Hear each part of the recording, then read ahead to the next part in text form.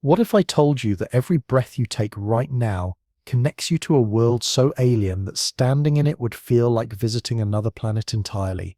A realm where the very air tasted different, where creatures beyond imagination ruled both land and sea, and where the continents themselves existed in configurations that would make today's geography seem like a wild dream.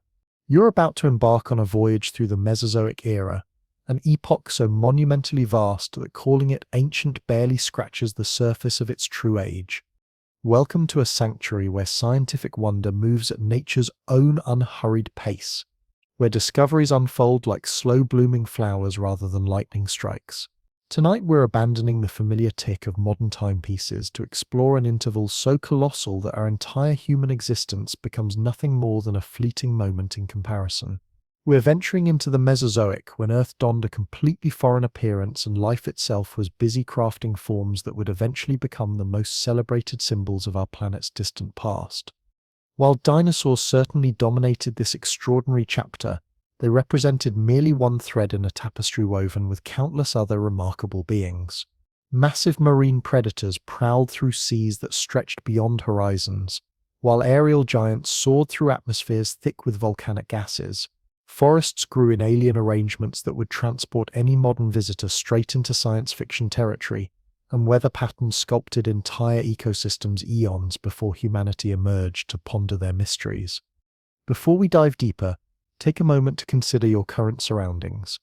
Are you experiencing the gentle embrace of evening darkness as your corner of the world settles into tranquility? Perhaps dawn is breaking where you are, painting your sky with fresh possibilities for the day ahead. There's something profoundly moving about sitting here in our shared present, while attempting to resurrect moments buried beneath hundreds of millions of years of geological layers. If this leisurely expedition through deep time resonates with your soul, consider showing your appreciation or joining our growing community of curious minds. Your support helps fellow wanderers discover this peaceful haven where scientific exploration prioritizes wonder over speed, contemplation over competition. Now let's embark on this temporal odyssey together, moving with the same deliberate rhythm that Earth itself maintains through cosmic cycles. Understanding the Mesozoic requires abandoning everything familiar about our current world. Allow your mind to drift away from contemporary reality and embrace a vision of our planet as it existed in those distant eras. The continents you recognize from modern atlases simply didn't exist in their current positions. North America, South America, Africa, Europe, and Asia weren't scattered across the globe in their familiar arrangements. Instead, they formed portions of an enormous supercontinent called Pangaea, stretching across vast portions of Earth's surface in one magnificent, unbroken landmass. The surrounding waters created oceanic expanses of almost incomprehensible magnitude. Even the atmosphere carried different fragrances. Vegetation released entirely foreign chemical compounds into skies, where oxygen and carbon dioxide maintained ratios unlike anything we experience today. Volcanic activity erupted with far greater frequency across numerous regions, continuously reshaping atmospheric composition through their fiery emissions. Strange coniferous woodlands spread across terrains where mammals, still diminutive and secretive creatures, scurried through shadows cast by towering reptilian giants. Standing in that world, you'd encounter a completely alien auditory landscape. No melodic bird choruses filled the air because modern avian species hadn't yet evolved. Flowers remained absent from the evolutionary stage, so the familiar buzzing of pollinating insects stayed silent. Instead, primitive reptilian calls echoed across unfamiliar shorelines, waves crashed against coastlines, bearing no resemblance to today's geography, and cycad fronds rustled in breezes carrying scents from vegetation that vanished millions of years ago. This was an Earth experiencing resurrection. Just before the Mesozoic's dawn, our planet had endured one of its most catastrophic chapters, a mass extinction event so devastating it nearly obliterated life entirely. This disaster, marking the Permian period's end, eliminated roughly 90% of ocean-dwelling species and enormous portions of terrestrial creatures. Earth lay practically barren, a nearly empty canvas awaiting new masterpieces. The Mesozoic represented life's grand comeback story, a slow reconstruction project following unprecedented devastation, Understanding this context transforms the entire Raya's significance. Rather than simply showcasing random collections of bizarre beasts, it documented life's incredible resilience, its capacity for reinvention after catastrophe, its endless creativity in exploring evolutionary possibilities that had never been attempted before. Envision gazing across Pangaea's desert horizons, where vast crimson landscapes baked under relentless solar radiation, broken only by river systems that carried precious moisture in narrow green ribbons through otherwise desolate territories. Heat waves might have danced above the ground while hardy, drought-resistant vegetation stood scattered like isolated guardians across the wilderness. Following those life-giving waterways would reveal lush oases where amphibians flourished, small reptiles darted between hiding spots, and the earliest dinosaur ancestors were just beginning their evolutionary experiments. The planet offered infinite opportunities. Ecological niches left vacant by extinction beckoned to innovative life forms, and evolution eagerly responded by filling these empty roles with increasingly spectacular creations. However, treating the Mesozoic as a single unified period oversimplifies its true complexity. This era spanned an almost unimaginable duration, stretching from approximately 252 million years ago to 66 million years ago, nearly 186 million years of continuous transformation. To grasp this temporal magnitude, consider that all recorded human civilization covers merely a few thousand years. Our species has existed for perhaps 300,000 years at most. The Mesozoic lasted hundreds of times longer, providing sufficient duration for entire mountain ranges to rise from ocean floors and erode back into dust. Exploring this age means riding through countless waves of change, rather than observing a single static moment. When most people encounter the word Mesozoic, dinosaurs immediately spring to mind, which makes perfect sense, given their starring role during this period. However, focusing exclusively on these magnificent reptiles risks overlooking the truly staggering scope of Earth's transformation. The Mesozoic wasn't merely the dinosaur age. It was simultaneously the era of emerging oceans, continental drift reshaping global geography, evolutionary experiments in aerial and aquatic environments, climate systems oscillating between greenhouse conditions and cooler intervals, and plant communities quietly revolutionizing terrestrial landscapes long before mammalian-dominated ecosystems like our own ever took root. This ancient realm displayed a palette dominated by emerald hues, earthy browns, subtle greys, and the occasional splash of color from gymnosperm cones and seeds scattered across the landscape. Into this verdant theater stepped the dinosaurs, initially appearing as modest, nearly invisible players competing alongside numerous other reptilian groups for basic survival needs. These early dinosaurian pioneers began their evolutionary journey humbly, gradually expanding their influence and morphing into increasingly diverse forms. Some species developed bipedal locomotion, others adopted quadrupedal gaits, while certain lineages alternated between both movement styles depending on circumstances. Through countless millennia, these creatures underwent dramatic size increases, eventually producing colossal sauropods that exceeded modern bus lengths and achieved weights surpassing any terrestrial animal that ever existed. Accompanying these gentle giants came an array of predatory species, ranging from nimble, swift hunters to apex carnivores like the formidable Allosaurus and the legendary Tyrannosaurus that would emerge in later epochs. However, the Mesozoic story extended far beyond tales of massive creatures. This era simultaneously witnessed incredible subtlety, early mammals navigating through dense undergrowth, insects developing intricate relationships with emerging plant species, and ecosystems weaving themselves into increasingly complex webs of interdependence.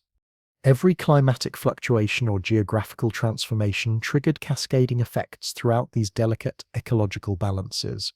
As Pangaea gradually fragmented into smaller continental masses, geographic isolation sparked unprecedented biological diversity. Dinosaur populations separated by newly formed ocean barriers evolved along completely different trajectories, creating regional variations that demonstrate evolution's remarkable creativity when populations become isolated from one another. Life expanded relentlessly during this period, branching into countless evolutionary paths and colonizing Earth in patterns whose influences persist in modern ecosystems. Even seemingly insignificant locations bear permanent Mesozoic signatures. Ancient river systems transported sediments that eventually solidified into rock formations containing the fossils we treasure today. Volcanic eruptions deposited ash layers that serve as temporal markers, dividing geological eras and providing crucial dating references for paleontologists. Each sedimentary stratum from this extraordinary epoch represents a chapter in an epic narrative that humanity is only beginning to decipher. When paleontologists carefully excavate fossilized bones from ancient deposits, they're recovering more than mere biological specimens. They're unearthing fragments of entire worlds, pieces that reveal how Earth appeared, what fragrances filled its atmosphere, and which sounds echoed across its landscapes during those distant ages. Here we stand, positioned at the threshold of this immense historical expanse, prepared to explore its mysteries with patient curiosity. The Mesozoic Earth wasn't a single static environment, but rather an ever-changing theatrical stage where dramatic transformations unfolded continuously. This represented an age of wild evolutionary experimentation, where our planet itself constantly revised the fundamental rules governing life and survival. From arid desert expanses to lush wetland systems, from towering mountain chains to expansive shallow seas, from dinosaurs' tentative first steps to their eventual thunderous dominance, this world balanced perfectly between alien strangeness and familiar foundations that would support everything following afterward. As we venture deeper into these ancient mysteries, we'll trace individual storylines piece by piece: dinosaurian ascendancy, forest ecosystems' rhythmic cycles, restless oceanic transformations, wing-filled skies, climatic oscillations, flowering plants' gradual emergence, and the ultimate catastrophe that terminated this remarkable chapter. Asking what Earth resembled during the Mesozoic doesn't yield simple answers or single images. Instead, it opens pathways to a lengthy, winding expedition spanning nearly 200 million years of our planet's most creative period. When most individuals envision the dinosaur age, mental imagery typically gravitates toward gigantic creatures, towering sauropods casting shadows across entire valleys, armored behemoths clanging through dense woodlands, predators wielding jaws capable of crushing bones instantly. Yet reality reveals that throughout most of their terrestrial tenure, dinosaurs weren't isolated monarchs striding across barren territories. They coexisted with neighbors displaying every conceivable form and dimension, participating in ecosystems as bustling and intricate as contemporary rainforests or African savannas. Comprehending Earth's condition during that era requires examining not merely the celebrated animals but the complete environmental stage they shared. Transport yourself mentally to a Jurassic Valley, where atmosphere hangs heavy with coniferous resin aromas and the damp mustiness of ferns carpeting the forest floor. Nearby, a sauropod herd advances deliberately, elongated necks swaying high above tree canopies as they methodically strip branches bare of vegetation. Closer to ground level, smaller organisms navigate between massive tree trunks. Diminutive mammals, barely mouse-sized, dart through nocturnal leaf litter while their acute senses search for insect prey. Early lizard species cling to sun-warmed rocks, maintaining vigilant watch for aerial or terrestrial threats. Dinosaurs certainly inhabited these spaces, but they functioned as single components within ongoing survival negotiations involving countless species. Across open grasslands, herbivorous dinosaur herds congregated much like modern wildebeest migrations, their collective footsteps generating seismic vibrations that eventually fossilized into the trackways scientists study today. However, these massive grazers never possessed exclusive landscape access. Crocodilian relatives lurked within rivers and lakes, patiently awaiting moments when thirsty animals ventured too close to water's edge. Overhead, pterosaurs caught thermal currents, their sharp vision scanning for fish, carrion, or opportunities to snatch small, vulnerable prey. Beneath this visible drama, insects performed essential but overlooked functions, tunneling through soil, decomposing organic matter, maintaining nutrient cycles that sustained entire ecosystems despite receiving minimal recognition for their crucial contributions. The Mesozoic never represented a simple narrative of one creature group ascending while others retreated into obscurity. Instead, it showcased a crowded performance space where dinosaurs weren't initially obvious protagonists.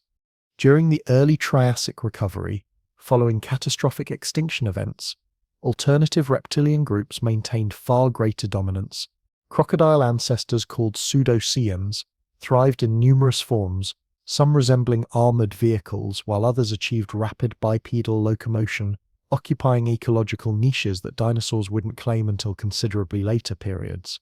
Strange archosaurs displayed beaked facial features, protective armor plating, and experimental adaptations that appear almost prototype-like in retrospect, suggesting evolution was testing various designs within an innovative developmental workshop. That primordial world demands visualization as fundamentally uncertain territory. Earth was experiencing ecological recovery, with natural systems rebuilding themselves from devastating losses. Dinosaurs remained small, lightweight, relatively unremarkable compared to their bulkier reptilian contemporaries. They persisted quietly in background roles, surviving inconspicuously until environmental and climatic shifts eventually tipped competitive balances in their favor. Even following their rise to prominence, dinosaurs never achieved complete isolation. Crocodilian relatives continued flourishing alongside them, while amphibians maintained strongholds in aquatic environments. Mammals pursued nocturnal lifestyles in shadowy refuges, and marine realms beyond coastal boundaries hosted ichthyosaurs and plesiosaurs that dominated oceanic territories without terrestrial competition. One of the most captivating aspects of this era lies in recognizing how profoundly interconnected everything remained. When we discuss dinosaurs, the temptation arises to view them as isolated marvels, towering curiosities we admire within museum halls. However, during their actual existence, they functioned simply as integral components within elaborate food webs. Massive herbivores that browsed coniferous canopies created forest clearings where sunlight could penetrate ground level, enabling ferns and smaller vegetation to flourish in previously shadowed areas. Predators that stalked these colossal plant eaters left behind carcasses that scavenging communities methodically stripped clean, returning nutrients to soil systems. Insects carried pollen grains between reproductive structures, facilitating the earliest hints of flowering plant evolution as the Cretaceous period gradually unfolded across Earth's surface. Every action generated cascading consequences throughout these complex ecosystems.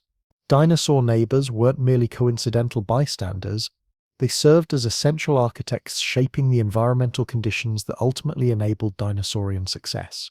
Transport your imagination to a late Cretaceous wetland environment, where hadrosaur herds congregate along water margins, their distinctive duck-like facial structures dipping rhythmically to consume aquatic vegetation. Their vocalizations reverberate across marshy expanses, deep, resonant communications flowing between adult guardians and their developing offspring, carrying warnings about approaching threats or perhaps simply maintaining social bonds through casual conversation. Yet between these massive legs, mammalian communities maintain bustling activities. Some species have developed burrowing specializations, periodically emerging from subterranean tunnel networks, while others navigate through low-growing shrubs using nimble appendages to grasp stems while searching for nutritious seeds or protein-rich insects. Crocodilians glide silently into murky waters, positioning themselves with only their vigilant eyes exposed above the surface tension.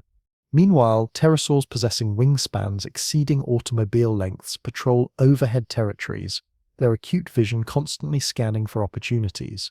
This scenario never represented a solitary dominion, but rather a densely populated, multi-layered realm where every organism occupied specific ecological roles. Even botanical communities functioned as essential neighbors within this intricate network.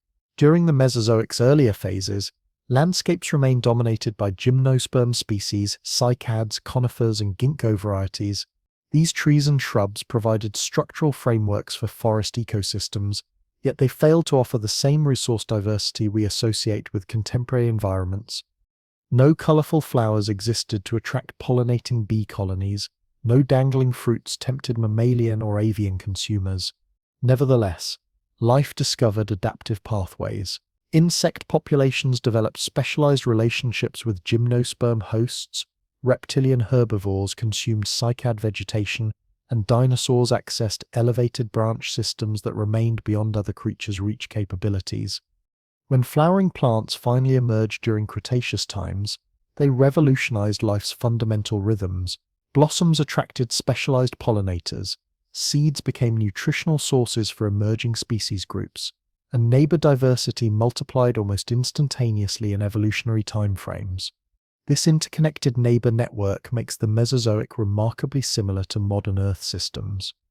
While it's tempting to visualize dinosaurs traversing empty woodlands, such isolation never occurred.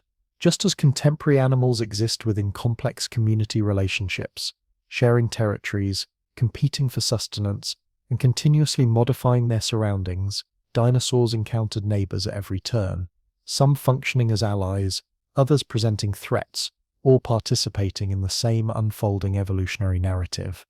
Ocean environments during this period exemplified similar ecological balance principles.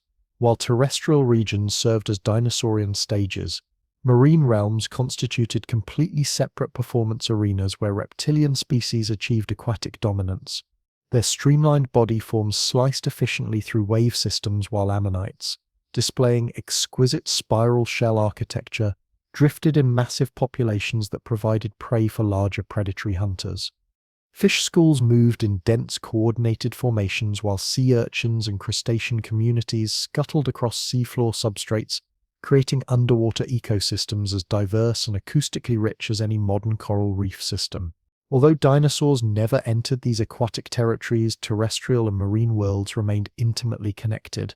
Oceanic current patterns influenced continental climate systems, coastal modifications generated novel habitat opportunities, and fluctuating sea levels determined where land-dwelling animals could establish viable populations.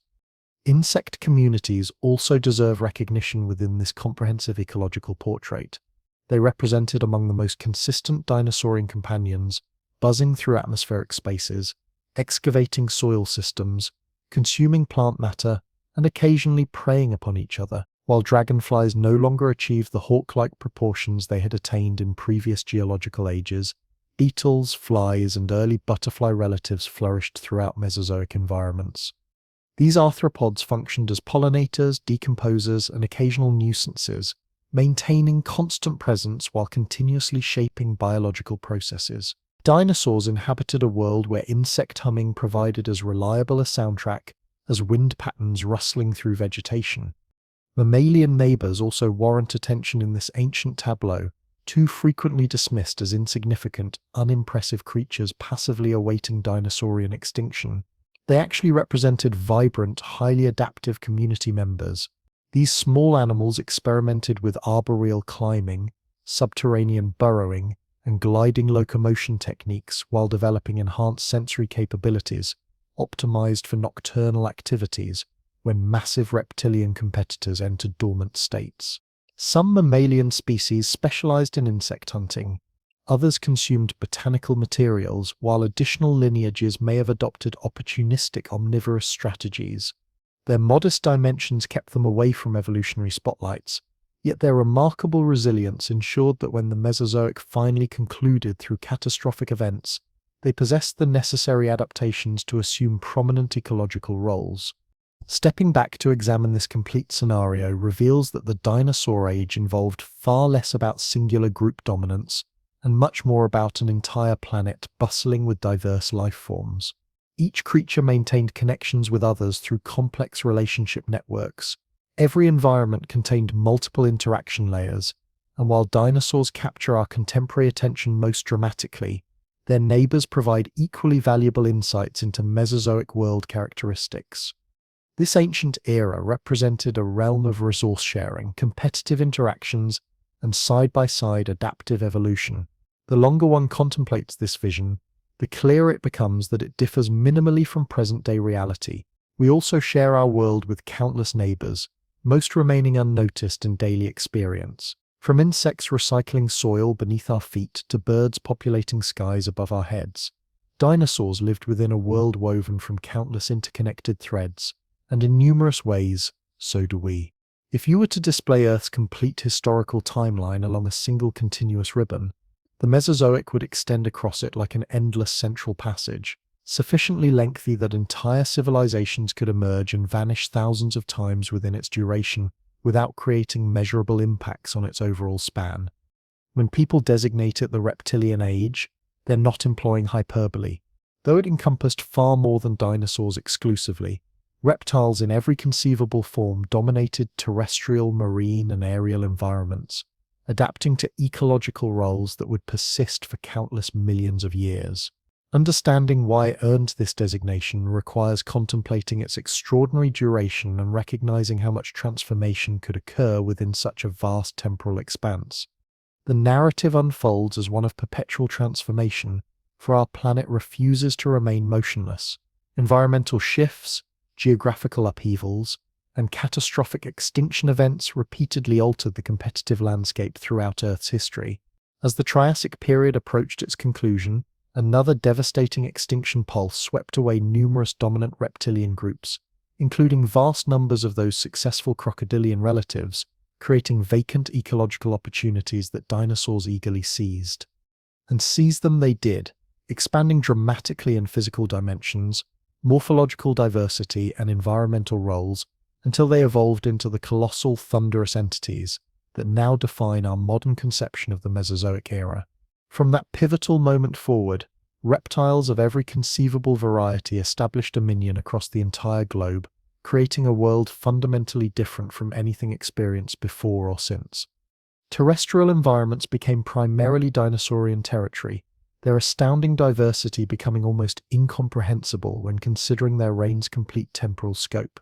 Across one continental mass, elongated-neck sauropods reached toward the tallest available vegetation.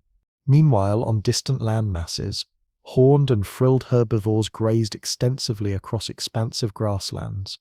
Agile raptors sprinted through dense woodland systems while enormous predatory species lurked patiently within shadowy refuges, waiting for optimal hunting opportunities. However, these terrestrial giants never existed in isolation. Within oceanic realms, marine reptilian species developed sleek, powerful body forms that displaced fish and sharks from their traditional positions atop aquatic food webs. Overhead, pterosaurs unfurled their membranous wing structures, claiming aerial territories long before avian species truly discovered their evolutionary stride and established their own skybound communities. The temporal magnitude of these dominance patterns proves almost overwhelming to contemplate properly. Consider the time span. Since humans initially began constructing permanent settlements, approximately 10,000 years of recorded civilization. Even extending backward to encompass the earliest Homo sapiens emergence covers roughly 300,000 years, yet the Mesozoic spanned nearly 200 million years of continuous reptilian supremacy. Within that staggering duration, complete dinosaurian lineages appeared, flourished extensively, and vanished entirely without ever approaching the boundaries of human historical awareness. Sauropod dominance alone persisted for tens of millions of years, a period exceeding the total time mammals have maintained their current ecological prominence. To Earth itself, dinosaurs never represented fleeting evolutionary experiments but rather long-term inhabitants whose presence became the fundamental standard by which entire ecosystem structures were evaluated and measured.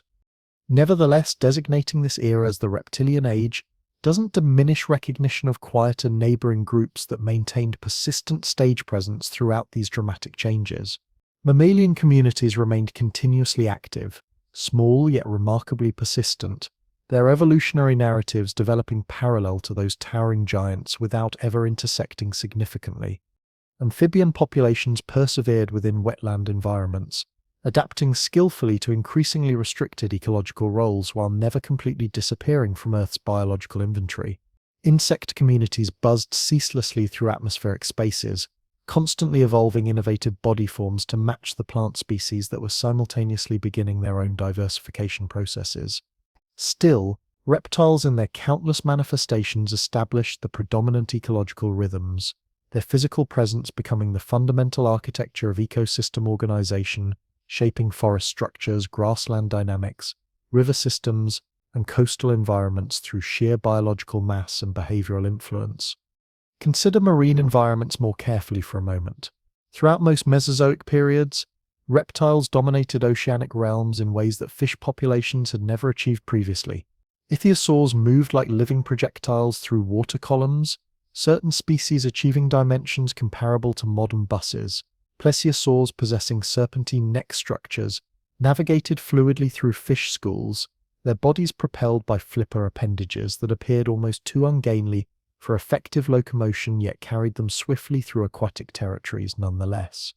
Subsequently, mosasaurs, massive marine lizard species, surged into ecological dominance, snapping through prey schools, using jaw structures lined with backward-curving dental arrangements designed to prevent victim escape attempts. These marine reptiles weren't peripheral storylines within Mesozoic narratives. For countless millions of years, anyone attempting to visualize oceanic apex predators wouldn't consider sharks or killer whales, but would immediately think of reptilian hunters instead. Atmospheric domains witness pterosaur ascendancy with graceful mastery that becomes easy to underestimate when examining their fossilized remains. Eventually achieving wingspans exceeding 10 meters, they represented some of the largest flying organisms ever documented in Earth's biological record. Some species soared like contemporary seabirds, gliding vast distances above coastal regions, while others flitted about resembling bats during nocturnal insect hunting expeditions. They occupied ecological niches ranging from the smallest aerial hunters to the most magnificent sky dominators, maintaining this aerial supremacy for over 150 million years. While birds eventually assumed control of atmospheric territories, pterosaurs held celestial dominion for significantly longer periods than avian species have yet managed to achieve. Terrestrial environments showcased such extraordinary dinosaurian morphological variety that the reptilian age designation becomes remarkably accurate. From armored stegosaurs displaying distinctive plates and defensive spikes to duck-billed hadrosaurs sporting elaborate cranial crests, to predatory giants like Spinosaurus that potentially stalked both aquatic and terrestrial prey, evolutionary creativity during this epoch appears virtually limitless. These creatures weren't merely oversized lizards stomping through woodland areas. They represented specialized organisms adapted to climatic conditions ranging from arid desert expanses to humid swampland systems, thriving across continental masses that were simultaneously splitting apart and drifting toward new positions, generating fresh opportunities for population isolation and subsequent evolutionary diversification. One effective method for appreciating this age's incredible duration involves remembering that the world itself underwent complete transformation around these reptilian inhabitants. At the Mesozoic's commencement, all continental masses remained fused together within Pangaea's supercontinent configuration. By the era's conclusion, they had begun resembling the geographical arrangements we recognize in contemporary atlases. Dinosaurs didn't merely survive these monumental changes, they actively adapted to accommodate them. As landmasses separated into distinct units, isolated populations evolved into separate species lineages, explaining why we observe such dramatically different dinosaurian groups across South America compared to Asian territories or North American forms versus African representatives. Supercontinent fragmentation generated novel environmental conditions, and reptiles in every conceivable form responded accordingly to these emerging opportunities. Climatic systems also shifted dramatically throughout this extended period.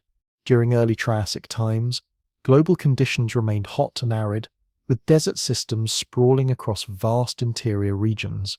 Later, throughout Jurassic periods, atmospheric humidity increased substantially, enabling forest expansion across much of the planetary surface. By Cretaceous times, greenhouse conditions prevailed extensively. Sea levels rose to unprecedented heights, shallow marine systems flooded continental interiors, creating warm, luxuriant environmental conditions. Throughout all these transformations, reptilian communities adjusted continuously, expanded their ranges, and thrived persistently. It becomes difficult to identify another animal group demonstrating such remarkable flexibility, such exceptional capacity for molding themselves to accommodate every environmental challenge our planet presented to them. One might wonder why reptiles specifically achieved such comprehensive dominance during this remarkable period. The explanation proves complex and multifaceted. Timing played a crucial role. They happened to survive catastrophic extinction events when numerous other lineages perished completely.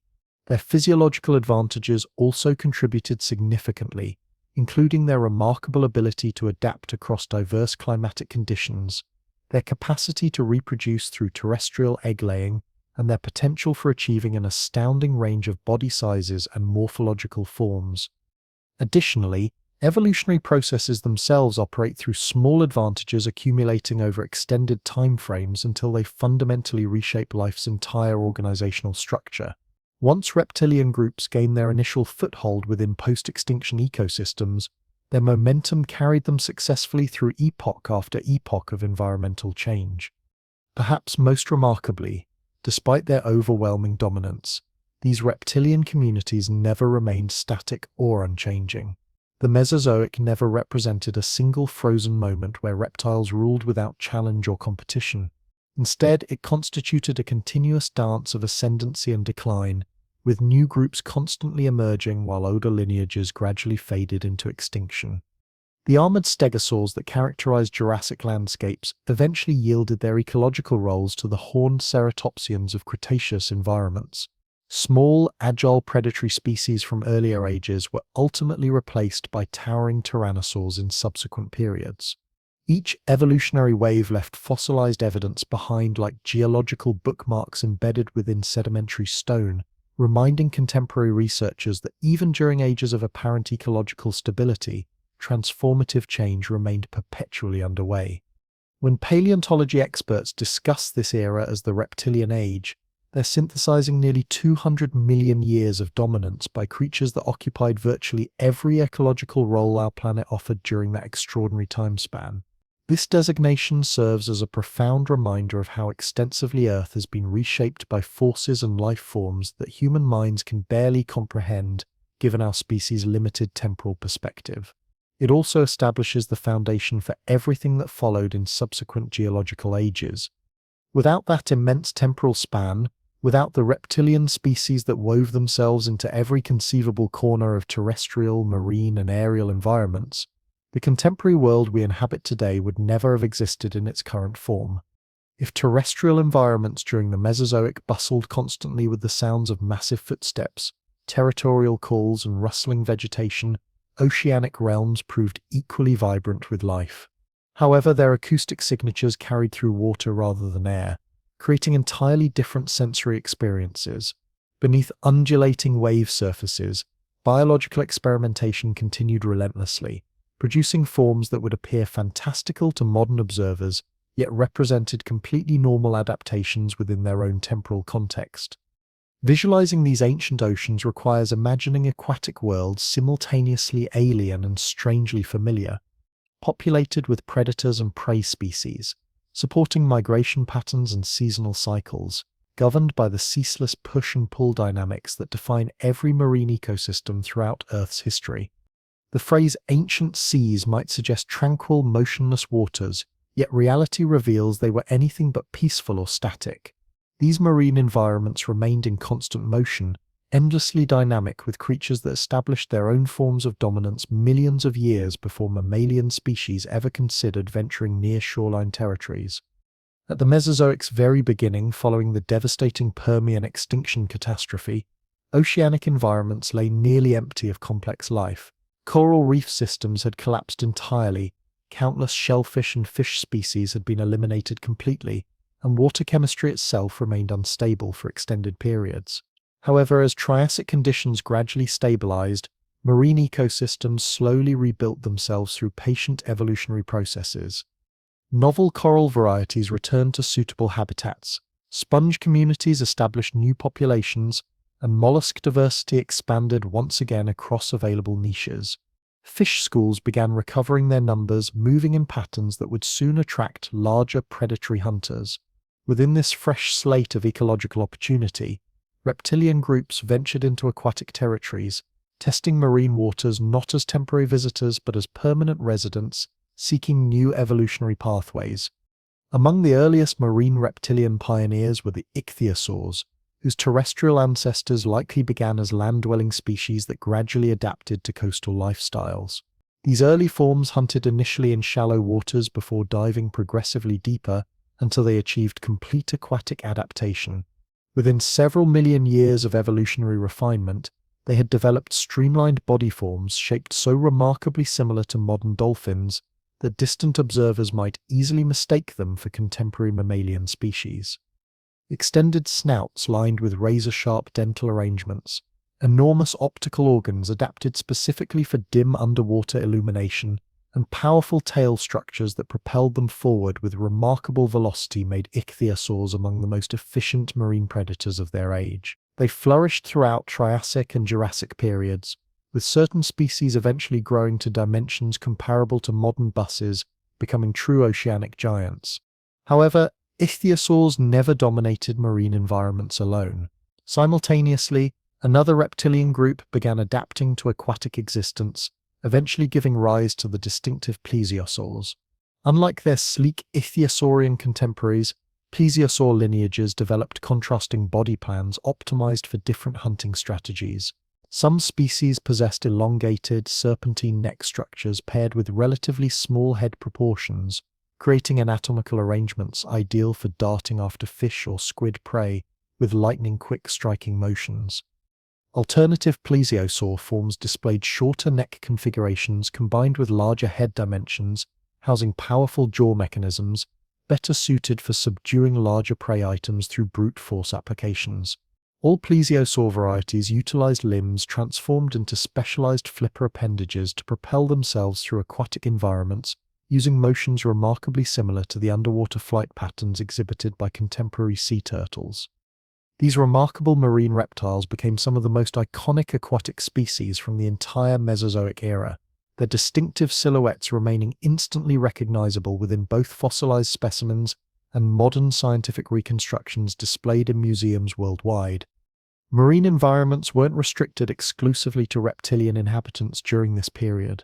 Ammonites, representing distant relatives of modern squid and octopus species, floated through water columns in vast numerical populations. Their characteristic coiled shell structures varied dramatically in dimensions, ranging from small spiral forms that could easily fit within human palms to massive specimens measuring nearly a meter across their widest points. These cephalopods functioned simultaneously as prey for larger hunters and as hunters themselves, utilizing flexible tentacle appendages to capture smaller organisms for consumption. Their preserved shells have become among the most commonly encountered fossils from Mesozoic geological formations, recording not merely their biological presence, but also documenting the rise and fall of entire ecosystem communities across millions of years. Their evolutionary cousins, the belemnites, more closely resembled contemporary squid species, having developed streamlined body forms optimized for high-speed pursuit through open water territories. Together, ammonites and belemnites populated ancient seas extensively, their population levels fluctuating in direct correlation with the fortunes of surrounding reptilian and fish communities that shared their aquatic habitats. Reef ecosystems also underwent slow re-establishment processes during this era, though their construction differed significantly from contemporary coral reef systems. Instead of the familiar coral formations we recognize today, Mesozoic reefs were frequently constructed by rudous clams, unusual bivalve species that grew into towering pillar and tower configurations, creating complete underwater landscape features that supported diverse biological communities. These elaborate reef structures supported countless fish species, crustacean communities, and invertebrate populations exactly as modern reef systems do today, forming biodiversity hubs that attracted predators from vast distances across oceanic territories. Visualizing yourself swimming through one of these ancient reef formations reveals shapes that would appear strange and unfamiliar to contemporary eyes, yet their ecological effects remained identical to modern counterparts, towering walls and intricate crevices teeming with abundant life, fish schools darting rapidly in and out of protective spaces, while predatory species circled along reef edges, patiently waiting for unwary prey to venture too far from safety. As Jurassic conditions gradually transitioned into Cretaceous environments, marine systems became increasingly restless and dynamic. Global temperature patterns remained elevated, sea levels reached unprecedented heights, and shallow inland seas flooded across enormous portions of continental landmasses. North America, for example, became divided into two separate sections by the Western Interior Seaway, a broad, shallow oceanic corridor stretching from Arctic regions all the way southward to the Gulf of Mexico. These inland marine systems functioned as highways for reptilian migrations, rich hunting territories for fish and ammonite populations, and secure nesting areas for early seabird species that were beginning their evolutionary emergence.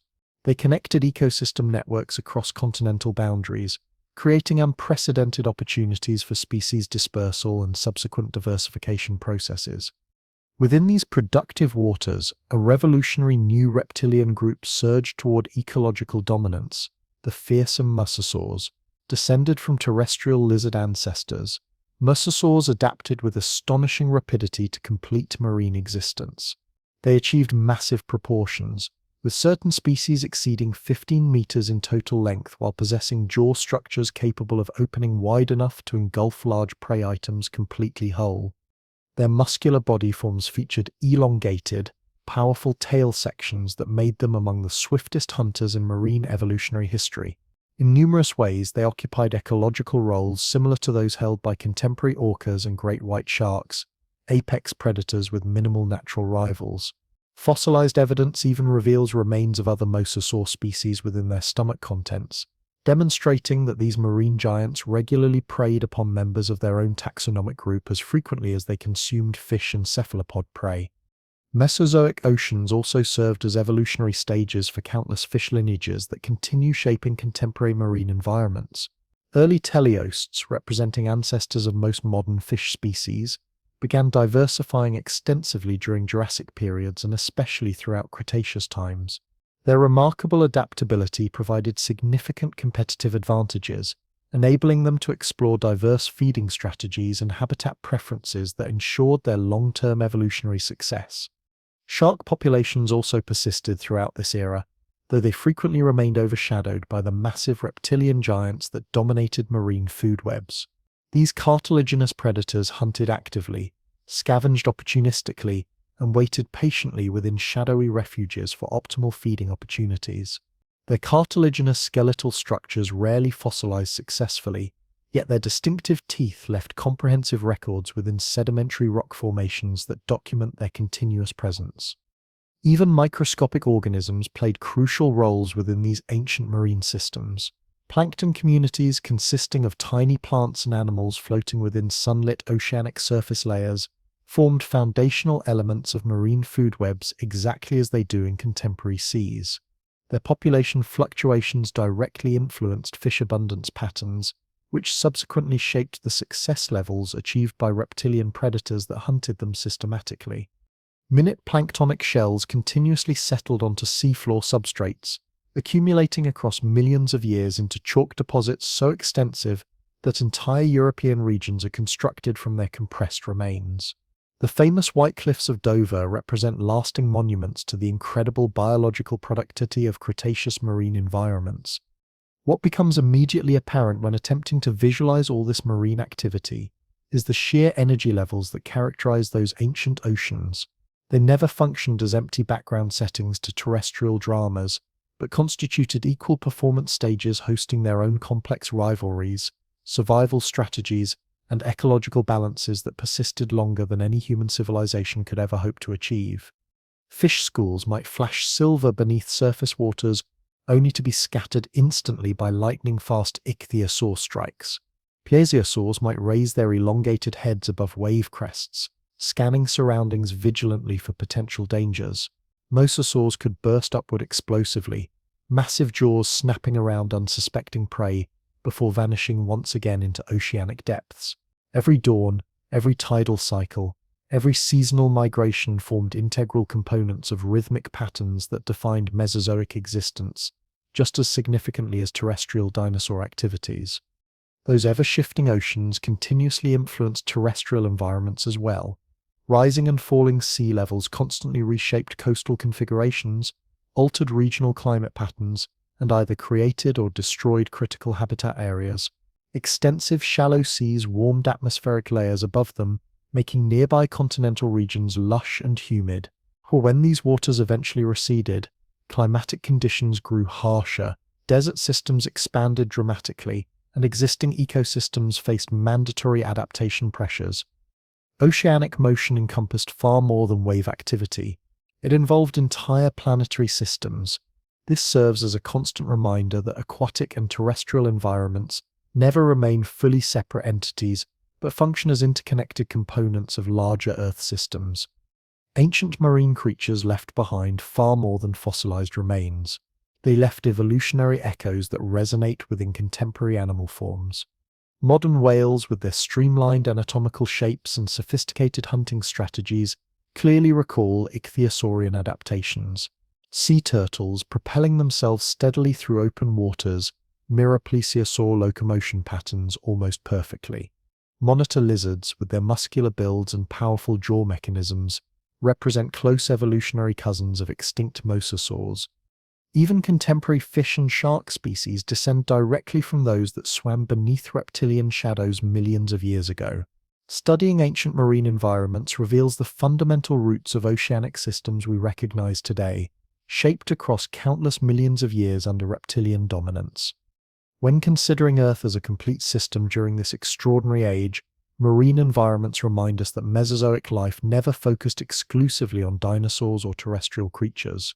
Oceans functioned as equal partners within this grand narrative, maintaining constant motion while hosting their own imperial dynasties that rose and fell with tidal rhythms. These aquatic realms may have remained hidden from terrestrial inhabitants' direct observation, yet they proved equally important, equally vibrant, and equally filled with life's relentless drive towards survival and adaptation. When most people envision the Mesozoic era, they typically picture dinosaurs traversing empty plains, their massive bodies towering in complete isolation against barren landscape backdrops. However, reality reveals they inhabited dense forests, extensive swamplands, and diverse open spaces filled with plant communities that constructed the fundamental architecture of their world. These botanical communities differed drastically from vegetation you would recognize in contemporary environments. The flowers, fruits, and grass species that seem so ordinary to modern observers were either completely absent or only beginning their initial evolutionary appearances. Instead, Earth displayed greenery in an entirely different manner, with forest systems dominated by coniferous trees, cycads, ginkgo varieties, and extensive fern populations, vegetation that provided our planet's distinctive character for nearly 200 million years of continuous growth and adaptation. Envisioning dinosaurs requires understanding them, not merely as isolated animals, but as integral components of these towering botanical communities. Entering a Triassic forest would immediately reveal how dramatically different atmospheric conditions felt compared to contemporary environments. Oxygen concentrations fluctuated significantly throughout the Mesozoic, sometimes exceeding modern levels, other times dropping below them, while the combination of volcanic activity and plant metabolism kept atmospheric chemistry in perpetual flux. Aromatic experiences would differ completely from today's floral-scented air, because flowers hadn't yet joined the evolutionary stage. Instead, atmospheres hung heavy with resinous coniferous fragrances and the damp earthiness of extensive fern populations. Forest floors would be carpeted with fallen cones and needle debris rather than colorful petals, creating a world painted in greens and browns with occasional splashes of color from seeds or cone structures, but lacking the vibrant blossom displays we consider normal in modern ecosystems. Coniferous species ranked among the era's most dominant tree forms, relatives of contemporary pines, firs, and redwoods. They achieved impressive heights and straight growth patterns, forming structural backbones of numerous forest systems. Certain species reached extraordinary dimensions, their trunk diameters rivaling small houses, while their canopy crowns created shade systems that protected entire ecosystems beneath their branches. These massive trees provided shelter for countless organisms, from insects boring into bark surfaces to reptiles climbing among branch networks, and they nourished the giants as well. Sauropods, with their elongated necks reaching skyward, browsed among these towering conifers, systematically stripping needles and branches with every feeding movement. The relationship between these colossal plants and equally massive animals represented one of nature's closest ecological connections, each group continuously shaping the other through countless successive generations. Cycads constituted another landscape signature during this period. These plants resembled palm trees superficially, but maintained no evolutionary relationship, featuring thick trunk structures topped by spiraling arrangements of stiff, leathery foliage. They traced their ancestral lineage back to periods long predating the Mesozoic, Yet during this era they achieved remarkable success. Across certain regions, entire cycad groves blanketed territories, their crowns capturing available sunlight while their nutritious seeds provided sustenance for animals capable of cracking their protective shells. Visualizing plains scattered with cycads resembles observing green fountains frozen in temporal suspension, with dinosaur herds moving deliberately across these landscapes as they grazed methodically on available vegetation. Ginkgo varieties represented another significant component of ancient forests. Today, only a single species persists, commonly planted in urban environments and gardens as a living archaeological specimen. However, during the Mesozoic, they displayed far greater diversity, their distinctive fan-shaped leaves spreading throughout northern hemisphere forests, their branches filling atmospheric spaces with instantly recognizable forms that remain unchanged even today. The seeds they produced were substantial and nutritionally rich, likely consumed by both reptilian and early mammalian species. Their exceptional resilience explains why one species survives unchanged after over 200 million years, a living witness connecting our contemporary world directly to those ancient times.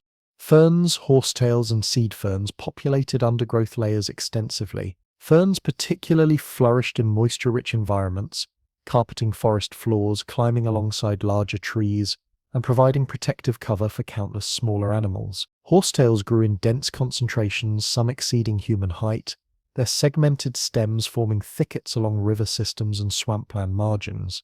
These plant groups had already inhabited Earth for vast periods before the Mesozoic commenced, yet they successfully adapted to emerging conditions, continuing to provide the green foundation that supported herbivorous species at every scale.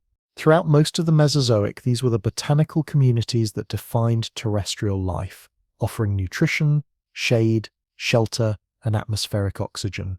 They functioned as ecosystem scaffolding. Without them, the dinosaurs we celebrate today would never have achieved their remarkable sizes. Sauropods could grow to enormous proportions because sufficient plant biomass existed to support their massive bulk. Hadrosaurs could graze in large herds because cycads and conifers provided them with constant foliage supplies. Even predatory species depended indirectly on these forest systems because their prey derived strength from the vegetation that spread across continental landmasses. Then, late in this botanical story, something revolutionary appeared. Flowering plants or angiosperms entered the evolutionary scene during Cretaceous times. Initially, they remained small and posed little competition for the established forests of conifers and cycads. However, their adaptive advantages soon transformed everything fundamentally. Flowers offered innovative reproductive strategies, attracting insects and eventually birds to transport pollen, making them significantly more efficient than wind-pollinated gymnosperm alternatives. Fruit development represented another strategic innovation, enticing animals to consume them and disperse their seeds across wider territories.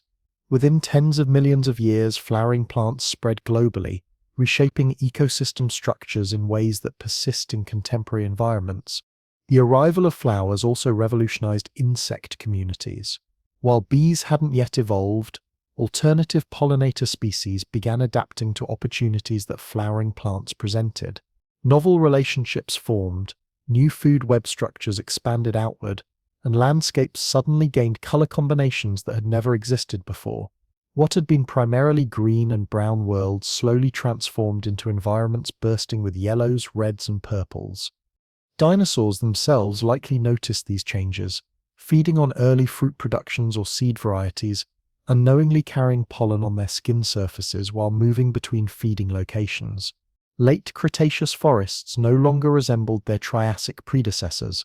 They had become busier, brighter, and more interconnected through complex pollination networks. One of the most remarkable aspects of these ancient forests involves how clearly they reveal life's continuity across geological time. Many plant groups that achieved Mesozoic dominance still exist in recognizable forms today.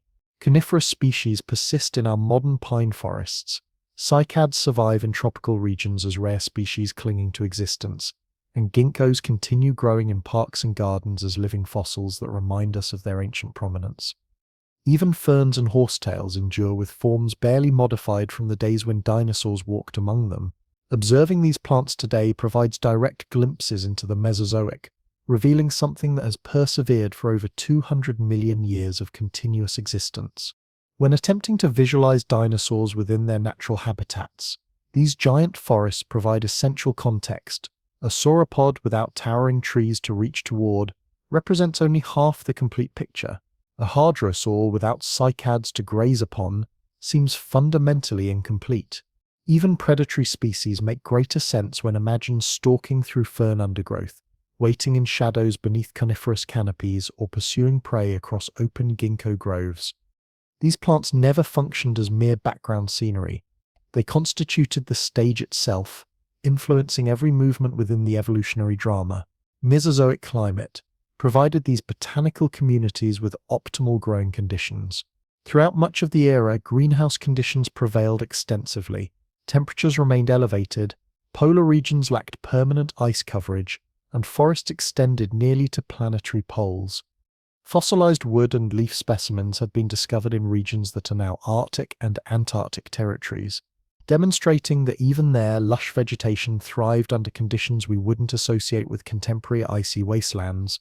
Dinosaurs inhabited those polar forests as well, adapted to extended seasonal darkness but never to frozen tundra environments. Plant fossils clearly document these conditions, their preserved remains marking the boundaries of climate systems far warmer than those existing today. Nevertheless, these ancient forests weren't uniformly distributed across all terrains. In arid interior regions, hardy coniferous species achieved dominance, while in moisture-rich territories, ferns and horsetails proliferated along coastal zones and riverbank margins. Cycads flourished in dense concentrations across suitable habitats.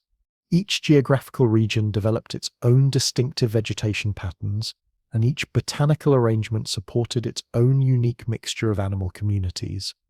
Just as in contemporary ecosystems, plant diversity directly generated animal diversity, where vegetation spread extensively, herbivorous species thrived abundantly, and where herbivores prospered, predatory populations inevitably followed. Forest systems provided the fundamental foundation upon which everything else was constructed through complex ecological relationships. Contemplating these ancient forests also transforms our understanding of temporal scales themselves. Plants grow with deliberate patience, their trunk structures thickening gradually year after year, their growth rings recording climatic changes across decades and centuries. Some coniferous specimens during the Mesozoic may have survived for multiple centuries, standing in identical locations as successive generations of dinosaurs passed beneath their protective canopies. Envision a tree that initially sprouted when one dinosaur group dominated regional ecosystems, remaining alive when completely different species had assumed their ecological roles, still standing strong when entire evolutionary lineages had disappeared into extinction. These botanical giants served as silent witnesses to temporal spans that dwarf our human lifetimes, providing steady presence within a world of constant biological motion and change. Even their fossilized remains remind us of this remarkable patience and longevity. Petrified forest formations, where mineral deposits replaced organic wood structures cell by cell, preserve the exact shapes of trunks that once towered majestically above ancient landscapes. Leaf impressions pressed into sedimentary stone formations reveal delicate details of ginkgo fan structures or cycad frond arrangements with stunning precision. Fossilized cones preserved in extraordinary detail document exactly what these ancient plants resembled, as if time itself had momentarily paused to capture and preserve them for future scientific discovery. Through these remarkable traces, we can accurately reconstruct these giant forests not as vague background scenery, but as functioning, living ecosystems teeming with biological activity and complex ecological interactions. The plants of the Mesozoic represented giants not merely in physical dimensions but in ecological significance. They structured entire world systems, provided essential resources, and established the environmental stage for everything else that followed. Without their presence, dinosaurs would have lacked sufficient nutrition, suitable habitats, and evolutionary opportunities to develop into the magnificent forms we marvel at today. Ancient forests carried this era just as significantly as animal communities did, their root systems penetrating deep into soil substrates, their crowns spreading across expansive skies, their biological processes intertwining with every creature that walked terrestrial surfaces. soared through atmospheric spaces, or swam in nearby aquatic systems. Therefore, when we envision the Mesozoic era, we must visualize not only the animals but also the lush greenery that surrounded and supported them completely. Understanding forests enables us to perceive this age more clearly and comprehend the world as it truly existed, alive with wooden and leafy giants just as much as with skeletal and muscular behemoths. When considering the Mesozoic, mental images that emerge most readily usually feature creatures moving through forest environments or across open plains. However, equally important as the ground beneath their feet was the atmospheric air they breathed continuously. The chemical composition of ancient atmospheres, including oxygen and carbon dioxide concentrations, planetary temperature ranges, storm patterns, rainfall distribution, and drought cycles, all fundamentally shaped life's possibilities during this era. The vegetation that flourished, the animals that achieved success, and the ways ecosystems formed and eventually broke down were all guided by atmospheric conditions above them. Understanding what Earth resembled during those extensive millions of years requires imagining not only visible sights, but also the invisible environmental conditions that made them possible in the first place. At the Mesozoic's dawn, Earth was still experiencing recovery from unprecedented devastation. The catastrophic extinction event concluding the Permian period had disrupted every component of the biosphere, and atmospheric systems proved no exception to this widespread disruption. Volcanic eruptions on massive scales had released enormous quantities of gases into atmospheric layers. Carbon dioxide concentrations reached extreme levels, and global temperatures soared to unprecedented heights. The early Triassic represented a hot, arid period with numerous regions reduced to desert conditions. Precipitation remained scarce, and much of the Pangaea supercontinent baked relentlessly beneath solar radiation. Anyone present during that time would have experienced heat radiating from ground surfaces, observed skies frequently hazed with volcanic dust particles, and breathed atmospheres thick with elevated carbon dioxide concentrations. As the Triassic period progressed, conditions gradually began stabilizing. Oxygen levels, which had dropped to dangerously low concentrations following the Permian extinction, slowly began rising once again. Plant communities spread across terrestrial landscapes, extracting carbon dioxide from atmospheric layers while releasing oxygen back through photosynthetic processes.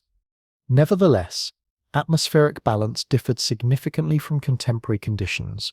Oxygen concentrations often remained lower, while carbon dioxide levels stayed higher, creating a mixture that maintained warmer overall climate patterns. Continental interior regions remained arid while coastal territories and river valley systems grew increasingly verdant. This uneven distribution shaped which animal types could survive successfully. Reptilian species with efficient respiratory systems and anatomical adaptations to elevated temperatures possessed distinct advantages. Mammalian populations, still diminutive and primarily nocturnal, found safety during cooler nighttime hours when temperatures dropped to more manageable levels. By Jurassic times, atmospheric conditions had shifted dramatically once again. Oxygen concentrations rose substantially, according to some scientific estimates, even exceeding modern levels, while carbon dioxide remained sufficiently elevated to maintain warm global conditions. These atmospheric characteristics encouraged extensive forest expansion and enabled animal species to achieve larger body sizes than previously possible. When examining the massive sauropods of Jurassic periods, you're observing not merely evolutionary experimentation, but also the direct results of supportive atmospheric conditions. Higher oxygen concentrations made it significantly easier for enormous animals to fuel their gigantic body systems efficiently. Elevated carbon dioxide levels coupled with warm climatic conditions allowed plant communities to grow rapidly, producing vast quantities of vegetation needed to sustain herds of these colossal creatures. The atmospheric air itself represented a crucial factor explaining why dinosaurs could achieve sizes surpassing anything witnessed before or since among terrestrial animals. Jurassic climate patterns varied across different geographical regions but generally remained wetter than early Triassic conditions. Monsoon systems swept across continental interiors, delivering seasonal rainfall that supported extensive ecological productivity. Forest systems spread more widely than before, with ferns and coniferous species filling former cycad plains and creating diverse habitat mosaics. Elevated humidity levels supported amphibian populations still clinging to ecosystem margins, while consistent warmth meant reptilian species thrived virtually everywhere across the planet. Even polar regions, despite experiencing extended periods of winter darkness, maintained sufficiently mild temperatures to host forest communities. Fossilized wood discovered near ancient polar locations demonstrates that ginkgo and coniferous species grew successfully there, creating seasonal forests where dinosaur populations adapted to months without direct sunlight, but never to freezing temperatures. Earth was considerably warmer than today from equatorial zones to polar regions, with greenhouse effects maintaining strong and steady climatic conditions. The Cretaceous period, representing the final chapter of the Mesozoic era, introduced yet another significant atmospheric transformation. Carbon dioxide concentrations climbed to even more extreme levels. Scientific estimates suggest they reached 4 to 6 times modern atmospheric levels. Greenhouse climate conditions intensified dramatically, sea levels rose to unprecedented heights, and shallow marine systems spread extensively across continental landmasses. Warm, humid environmental conditions penetrated regions that experience arid climates today. North America became divided by the western interior seaway, transforming into a complex patchwork of coastlines, river delta systems, and extensive wetlands. Europe resembled a chain of islands scattered across shallow seas rather than the continuous landmass we recognize today. Forest ecosystems flourished under these optimal conditions, and flowering plants, having emerged during early Cretaceous times, spread rapidly across available territories. Atmospheric conditions would have carried entirely new aromatic experiences, the sweetness of blooming flowers mixing with traditional coniferous resin fragrances, representing a fundamental change in atmospheric chemistry and sensory experience alike. Oxygen concentrations during the Cretaceous fluctuated considerably but generally maintained levels higher than Triassic conditions. This unique balance of abundant oxygen paired with elevated carbon dioxide created exceptional conditions for life's expansion. Large animal species continued thriving, while ecosystems supported extraordinary biodiversity levels previously unseen in Earth's history. The warm, stable climate systems eliminated the possibility of polar ice formation, and indeed no scientific evidence suggests permanent ice sheets existed anywhere during the Mesozoic era. Instead, our planet remained largely ice-free, with tropical and subtropical climate zones extending far toward polar regions, creating environmental conditions drastically different from today's world. Storm systems within this greenhouse world could achieve tremendous intensity. Higher global temperatures generated stronger evaporation processes, increased atmospheric moisture content, and produced greater rainfall quantities across numerous regions. Monsoon systems likely developed more powerful characteristics, sweeping across inland seas and periodically flooding low-lying territories with seasonal precipitation. Simultaneously, certain regions remained persistently arid, with desert systems stretching across continental interiors where rainfall rarely penetrated. Mesozoic climate patterns weren't uniform across all territories but varied dramatically, featuring wet and dry zones, luxuriant coastal areas, and barren interior regions, all shaped fundamentally by atmospheric chemistry occurring overhead. The atmospheric air itself may have felt distinctively different when breathed by Mesozoic inhabitants. With elevated carbon dioxide concentrations, plant communities grew rapidly but also released increased quantities of chemical compounds into surrounding air. Some of these atmospheric additions may have filled environments with stronger aromatic signatures of resin, sap, or even bitter defensive chemicals produced by vegetation. The scent of Mesozoic forests differed completely from contemporary floral fragrances we experience today, instead offering something more pungent and earthier, a complex mixture of coniferous resin, fern spores, and the musty dampness of perpetually moist soil substrates.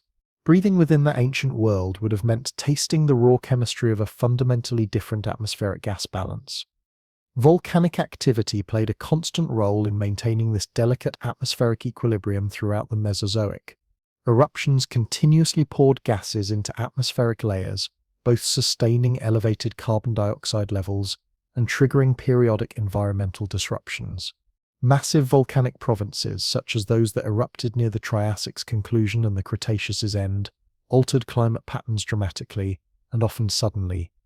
These geological events could warm the planet substantially by releasing greenhouse gases, yet they could also create temporary cooling effects by filling skies with ash particles and sulfur compounds that reflected incoming solar radiation back into space.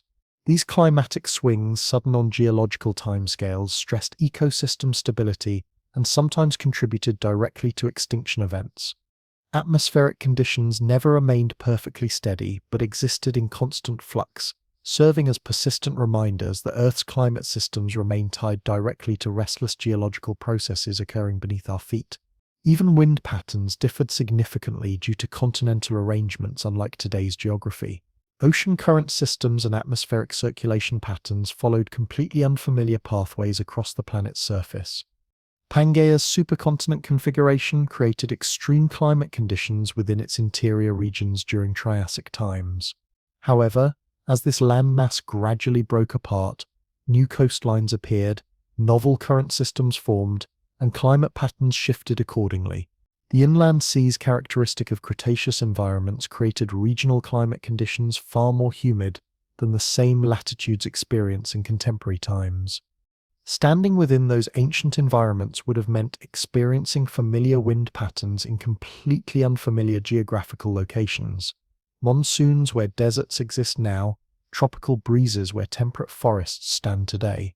Atmospheric conditions also influenced evolutionary processes in subtler but equally significant ways. Insect populations, for example, achieved larger body sizes during periods of elevated oxygen concentrations, their anatomical structures able to support greater dimensions thanks to more efficient oxygen diffusion through their tissue systems. Fossilized dragonflies and other arthropods from earlier geological periods display wingspans considerably larger than any specimens observed today.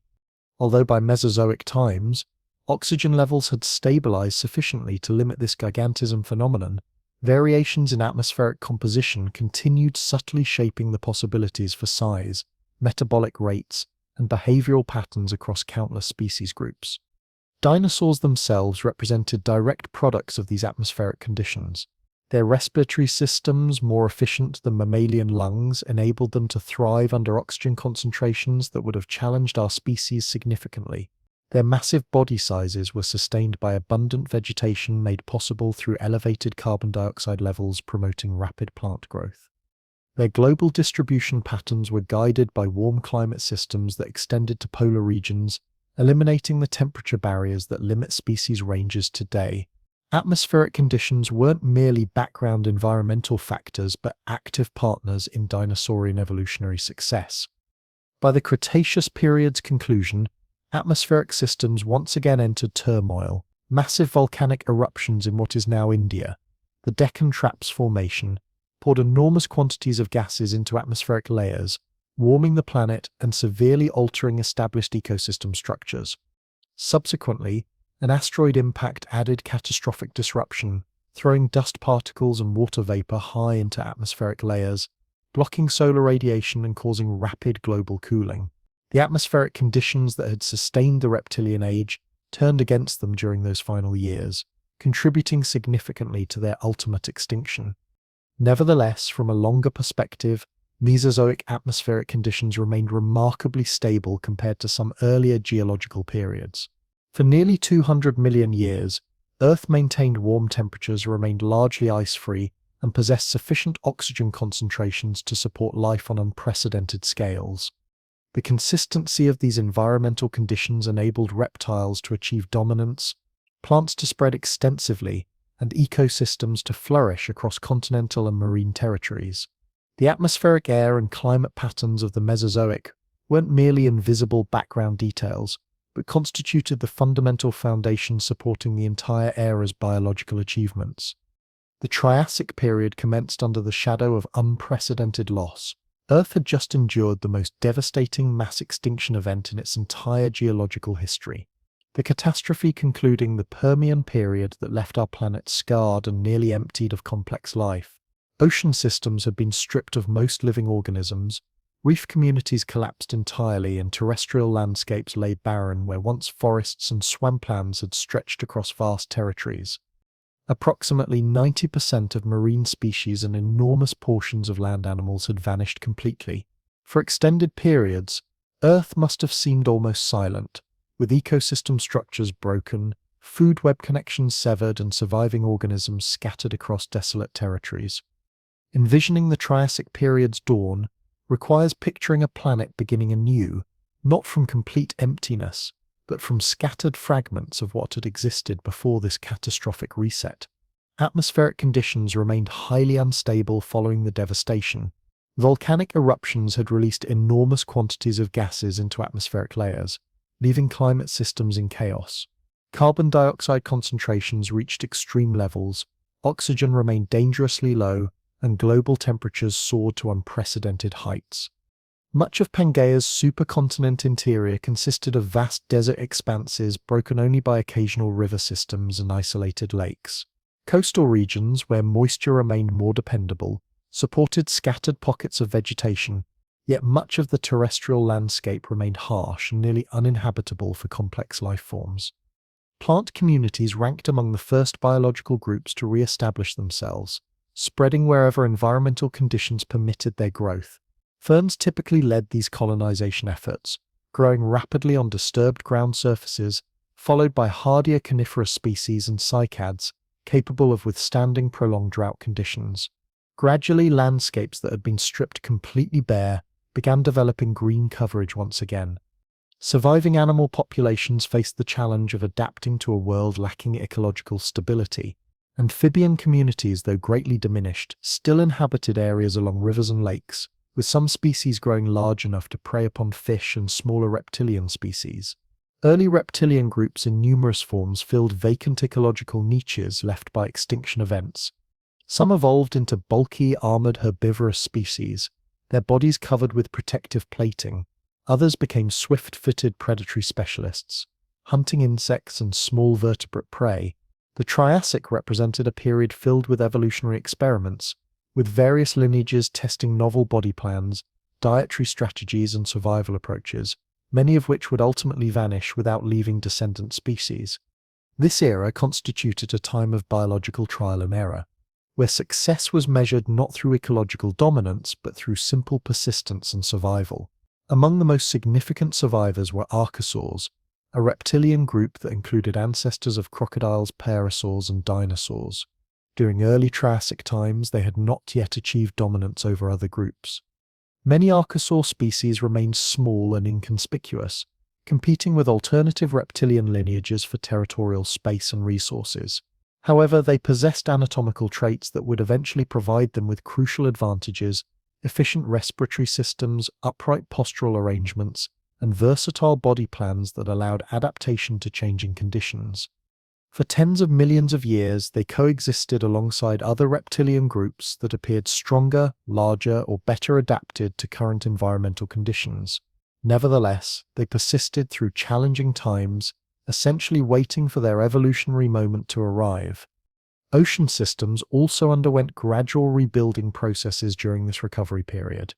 Early Triassic marine environments remained harsh territories, often characterized by elevated temperatures and oxygen-poor conditions that severely limited which organisms could survive successfully.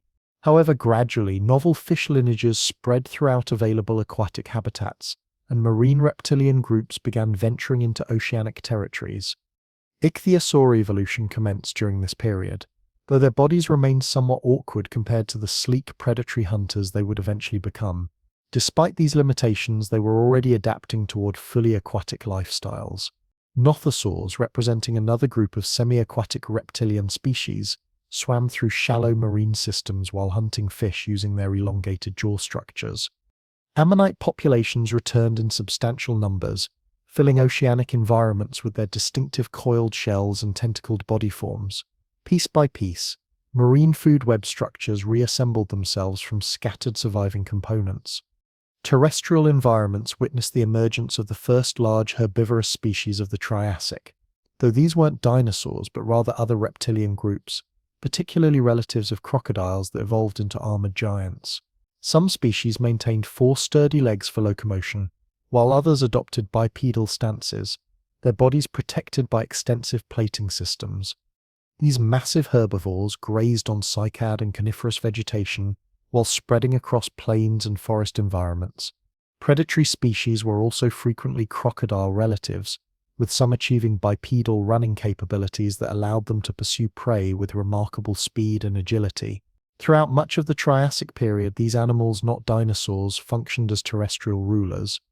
However, the Triassic represented an extensive temporal period, spanning nearly 50 million years of continuous change and transformation. As this era progressed, dinosaur lineages began appearing within fossil records.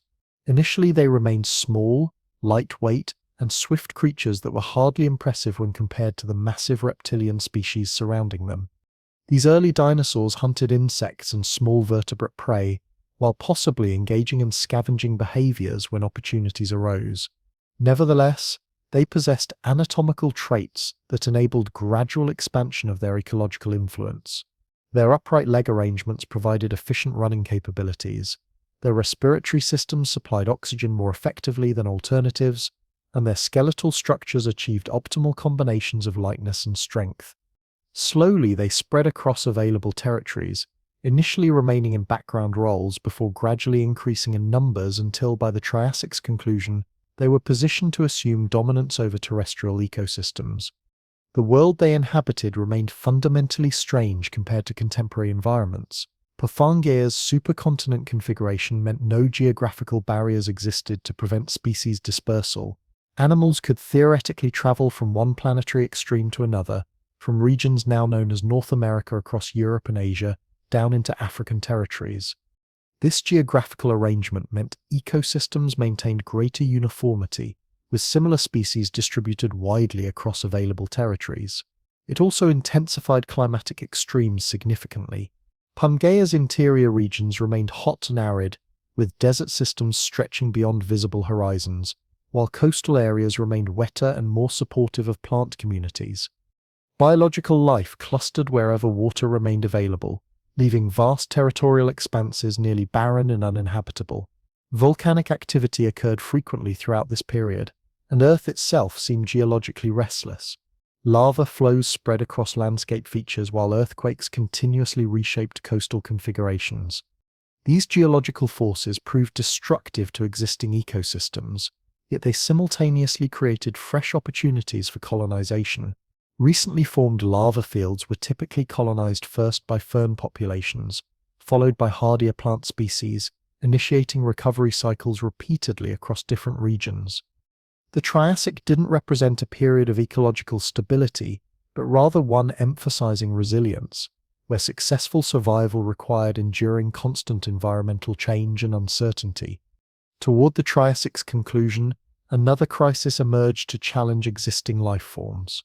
Approximately 201 million years ago, massive volcanic eruptions associated with Pangaea's fragmentation released vast quantities of gases into atmospheric systems. Carbon dioxide concentrations spiked dramatically, climatic conditions shifted abruptly, and established ecosystem structures collapsed once again.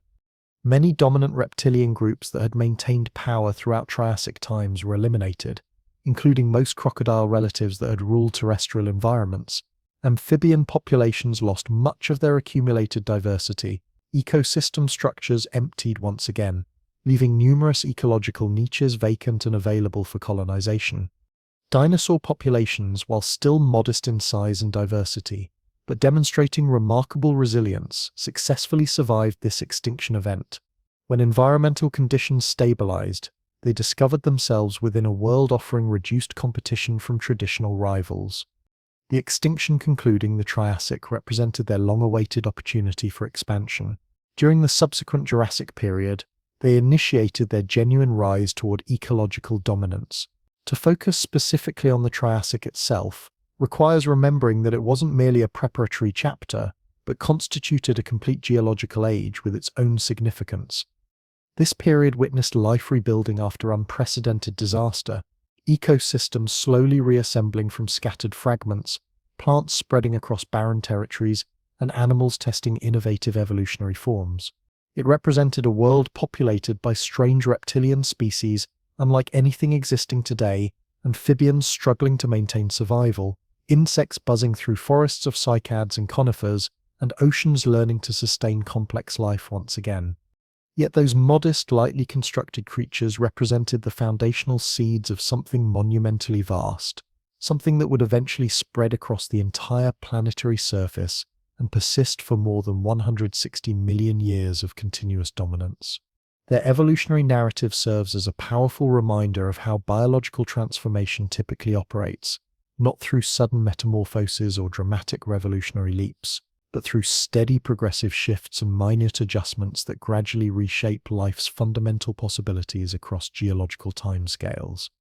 Dinosaurs didn't achieve ascendancy because they demonstrated immediate superiority over existing competitors, but rather because they possessed resilience, adaptability, and readiness to capitalize on environmental changes when crucial opportunities finally presented themselves. They functioned as survivors first, becoming giants only later in their evolutionary trajectory. Within the vast sweep of Earth's biological history, that strategic patience ultimately made all the difference between extinction and unprecedented success. The dinosaurian rise represents fundamentally a story of seized opportunity rather than inevitable dominance. They never ruled Triassic ecosystems. They weren't even close to achieving such status during that earlier period. However, when catastrophic events struck and global systems essentially reset, they were evolutionarily prepared to respond effectively. The modest adaptations they had gradually accumulated, upright postural arrangements, efficient respiratory systems, versatile dietary capabilities, robust yet lightweight skeletal structures, suddenly became decisive competitive advantages in post-extinction environments. From those humble evolutionary beginnings emerged the colossal creatures that would define an entire geological era, their massive footsteps resonating across continental landmasses, their shadows stretching over vast forest systems, their biological presence fundamentally shaping ecosystem structures from ground level upward. Therefore, when we contemplate dinosaurs at their evolutionary peak, we should remember their modest origins as small, frequently overlooked creatures inhabiting a world dominated by completely different reptilian groups. Their journey from those inconspicuous beginnings to becoming Jurassic giants never followed a direct pathway, but represented a gradual ascent where each incremental step proved significant. Every anatomical adaptation carried them forward evolutionarily. Each successful survival episode purchased additional time for further development, and each generation brought them closer to their ultimate dominance. They weren't always gigantic creatures, but they consistently demonstrated survivor characteristics. Ultimately, survival capacity was precisely what enabled their extraordinary rise to prominence. By the time Jurassic conditions commenced, Earth had undergone dramatic reshaping through catastrophic loss. The massive extinction event concluding the Triassic had eliminated numerous dominant reptilian lineages, leaving terrestrial landscapes open for entirely new biological experiments. Survivors of that devastating event carried forward into changed conditions, and among them were dinosaur populations still modest in physical dimensions compared to what they would eventually become, yet already expanding across continental territories. The evolutionary stage was perfectly set for unprecedented expansion, and what followed during Jurassic times represented not subtle gradual rise, but complete biological transformation. Our planet entered an extended period characterized by warmth, verdant vegetation, and ecological abundance. Within that optimal environmental setting, dinosaurs evolved from mere survivors into undisputed ecological rulers. Earth itself was experiencing fundamental geological restructuring during this remarkable period. Pangaea, the enormous supercontinent that had defined Triassic geography, began fragmenting into separate landmasses. Geological cracks opened extensively, rift systems stretched across vast distances, and marine waters flooded into lower elevations, dividing what had previously been one immense continental mass into smaller, distinct territories. These newly formed coastlines generated novel climatic patterns that differed dramatically from previous conditions. Precipitation fell in significantly greater quantities, and Pangaea's formerly arid interior regions gave way to much wetter landscape configurations. River systems carved through valley formations, delta systems spread across lowland areas, and forest communities flourished under these improved environmental conditions. The Jurassic world became notably greener, more hospitable to complex life, and far more biologically diverse than the harsh environment that had preceded it. This extensive vegetation growth provided nutritional resources on scales that Triassic ecosystems could never have supported, and dinosaur populations responded enthusiastically to these new opportunities. Herbivorous dinosaur species grew to absolutely astonishing proportions, taking complete advantage of the unprecedented plant abundance available to them. Among these massive plant eaters were sauropods, the true giants that came to define Jurassic landscape imagery. Creatures such as Brachiosaurus and Diplodocus extended their elongated necks high into forest canopies or swept them across ground level, systematically stripping available vegetation with every feeding movement. Their body masses were truly immense, their individual footprints creating impressions large enough to collect pools of rainwater following storm events. Complete herds of these colossal animals could traverse entire forest systems, consuming literally tons of plant material daily, while reshaping surrounding vegetation through their feeding activities. The physical dimensions achieved by these creatures were completely unprecedented in terrestrial animal evolution. No land-dwelling organisms before or since have matched the sheer bulk displayed by the largest sauropod species. Scientific estimates suggest total lengths exceeding 30 meters paired with body masses surpassing 70 tons, dimensions that challenge human comprehension. Standing in proximity to one of these giants would have induced feelings of insignificance that we can barely imagine in contemporary contexts. Nevertheless, they weren't isolated individual giants but lived within social groups, moved collectively across territories, and filled entire geographical regions with their overwhelming presence. These terrestrial environments were naturally structured to support such massive creatures because prevailing climatic conditions and vegetation abundance made their existence feasible. Without the warm, humid atmospheric conditions characteristic of Jurassic times, and without the sprawling forests of coniferous trees, cycads, and ginkgo species, such enormous land animals would never have been evolutionarily possible.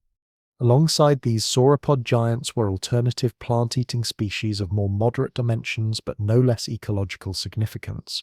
Stegosaurs, distinguished by their double rows of defensive plates and spike-tail weaponry, browsed on lower-growing vegetation, while their armored dorsal surfaces likely served dual functions for both protection and social displays. Ornithopods, early evolutionary relatives of the duck-billed dinosaur species that would later dominate Cretaceous ecosystems, consumed plant materials using versatile jaw mechanisms designed for efficient processing. These herbivorous dinosaurs occupied every available ecological niche from ground-level feeding to treetop browsing, ensuring that virtually no portion of available vegetation remained unexploited by dinosaurian consumers. Where herbivorous populations thrived extensively, predatory species inevitably followed to exploit these abundant food sources. The Jurassic period hosted formidable hunting specialists, many belonging to theropod lineages, the same evolutionary group that would eventually give rise to modern bird species. Allosaurus, perhaps the most famous among these predatory giants, functioned as a large carnivore that stalked across plains and forest environments throughout what is now North American territory. Equipped with razor-sharp dental arrays and powerful jaw muscles, it pursued prey both independently and in coordinated group efforts, successfully taking down animals much larger than itself. Additional theropod species filled ecological roles ranging from small insectivorous hunters to medium-sized predatory specialists, creating remarkably diverse carnivore communities. These dinosaurian predators combined speed, agility, and sufficient intelligence to track and successfully capture prey animals. Their evolutionary success was directly linked to the extraordinary abundance of herbivorous species that populated surrounding ecosystems. Jurassic skies were far from empty during this remarkable period. Pterosaurs, reptilian relatives of dinosaurs though not true dinosaurs themselves, soared majestically overhead throughout these ancient atmospheres. While they had initially appeared during Triassic times, throughout the Jurassic they diversified into numerous specialized forms. Some remained small and focused on insect hunting, while others grew large enough to rival contemporary birds of prey in wingspan dimensions. Their aerial presence added another crucial layer to ecosystem complexity, with different species feeding on fish along coastal environments, hunting insects within forest canopies, and occasionally scavenging from carcasses left by larger terrestrial predators. Atmospheric spaces remained alive with their graceful movements, serving as constant reminders that the reptilian age extended into every conceivable environmental domain. Jurassic marine environments proved equally vibrant, with diverse life forms flourishing throughout oceanic territories. Ichthyosaurs, streamlined like contemporary dolphins, pursued prey through open water systems with remarkable efficiency. Plesiosaurs, characterized by their elongated neck structures and relatively small head proportions, navigated through shallow coastal waters, their powerful flipper appendages propelling them with surprising grace and agility. Marine crocodilian species patrolled coastline territories, their body forms specially adapted for aquatic existence rather than terrestrial living. Fish schools moved in coordinated formations through shallow waters, ammonites drifted in their distinctive spiral shell configurations, and reef systems gradually rebuilt themselves following their catastrophic collapse at the Permian period's conclusion. These oceanic environments weren't identical to contemporary marine systems, yet they represented thriving ecosystem networks that functioned as integral components of the same warming, greening planetary conditions that simultaneously supported terrestrial giants. The botanical communities of Jurassic time served as silent yet essential partners in this remarkable evolutionary story. Coniferous forests dominated extensive landscapes, stretching majestically toward atmospheric heights, their trunk structures achieving considerable width and structural strength. Cycads dotted plains extensively, their thick, leathery foliage forming dense grove formations across suitable territories. Ginkgo species spread their distinctive fan-shaped leaves across temperate climatic zones, while ferns carpeted undergrowth layers and horsetails populated wetland environments extensively. Together, these plant communities produced the nutritional resources and atmospheric oxygen that sustained this entire biological age. Atmospheric conditions themselves remained thick with botanical fragrances, resinous compounds and spore particles serving as constant reminders of the extensive greenery that framed every dinosaurian scene. Climate patterns represented a crucial factor underlying all these biological developments. Jurassic conditions remained consistently warm, humid, and relatively stable across extended periods. No permanent ice formations existed at polar regions during this time. Seasonal variations certainly occurred, yet even in polar territories, forest communities thrived, supporting dinosaur populations that successfully adapted to months of seasonal darkness without enduring freezing temperatures. Precipitation remained abundant across numerous regions, feeding river systems and lake formations that created fertile valley environments. The greenhouse world conditions characteristic of Jurassic times provided life with unprecedented opportunities to flourish, and biological communities responded on scales unmatched either before or since in Earth's history. As continental landmasses gradually drifted apart through ongoing geological processes, regional differences between territories became increasingly pronounced. What we now recognize as North America remained rich with floodplain systems and forest environments that supported vast herds of sauropods alongside their predatory counterparts. Europe, fragmented into island configurations by rising sea levels, hosted smaller yet more biologically diverse ecosystem networks featuring unique dinosaur species adapted to spatially limited environments. African and Asian territories witnessed their own evolutionary giants emerging, with each continental region developing distinct species communities. Nevertheless, everywhere the fundamental pattern remained consistent: abundant vegetation supporting enormous herbivorous populations alongside powerful predatory species. What distinguishes the Jurassic period within our collective memory involves the remarkable combination of scale and physical dimensions achieved during this era. While dinosaurs had existed previously, during Jurassic times they evolved into the ecological roles that would permanently define their legacy. They became genuine terrestrial giants, fundamentally shaping ecosystem structures simply through their physical movements across landscapes. The world became one where their presence proved absolutely undeniable, where no forest or plains environment could be accurately imagined without their dominant influence. They weren't merely animals existing within ecosystem networks. They became the ecosystems themselves, their grazing activities, ground trampling movements, and feeding behaviors directly shaping terrestrial landscapes. The social behaviors of these remarkable creatures likely played significant roles in their evolutionary success. Fossil evidence strongly suggests that some sauropod species moved in coordinated herd formations, with younger individuals walking within the protective safety of group configurations, their collective numbers serving as effective deterrents against potential predators. Stegosaurs may have utilized their distinctive plate arrangements for social display functions just as much as defensive purposes, communicating with other individuals through visual signals as well as acoustic calls. Predatory species like Allosaurus potentially coordinated their hunting strategies, or at minimum tolerated each other's presence long enough to feed collectively on successful kills.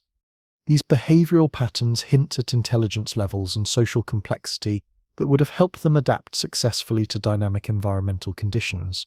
When imagining Jurassic World conditions, one must consider not only the animals themselves but also the constant motion characterizing their environment. Massive sauropod herds moving deliberately across extensive plains, predatory species following at strategic distances, pterosaurs circling majestically overhead, fern populations crushed beneath enormous feet, river systems swollen with seasonal precipitation, all these elements combined to create incredibly dynamic landscapes. The acoustic environment would have been truly immense in scope and intensity, calls echoing through dense forest systems, splashing sounds of marine reptiles along coastal margins, crashing noises of trees pushed aside by giants, and the constant background chorus of insect life buzzing throughout lush greenery created a truly living, breathing planet filled with movement at every conceivable level. Throughout all this biological activity, dinosaur populations secured their ecological positions definitively. They had risen from modest beginnings during Triassic times, yet by Jurassic periods they had become undisputed rulers of terrestrial environments. Their success stemmed not merely from their impressive physical dimensions, but from their remarkable adaptability, extraordinary diversity, and their exceptional ability to thrive within every environmental condition that our changing planet offered. They hadn't yet reached their peak diversity levels. That achievement would arrive later during Cretaceous times, but they had accomplished something genuinely unprecedented: dominance on scales the world had never previously witnessed. The Jurassic world remained green, fertile, and populated with magnificent creatures. This represented a temporal period when Earth itself seemed to conspire favorably toward their success, offering climatic conditions and vegetation abundance that enabled them to flourish beyond all previous biological precedents. To walk within that ancient world would have meant traversing landscapes fundamentally defined by dinosaurs, not as biological curiosities or scattered survivors, but as the very foundation of life itself. Among all animals that have ever inhabited Earth's terrestrial environments, none captured sheer scale quite like the magnificent sauropods achieved.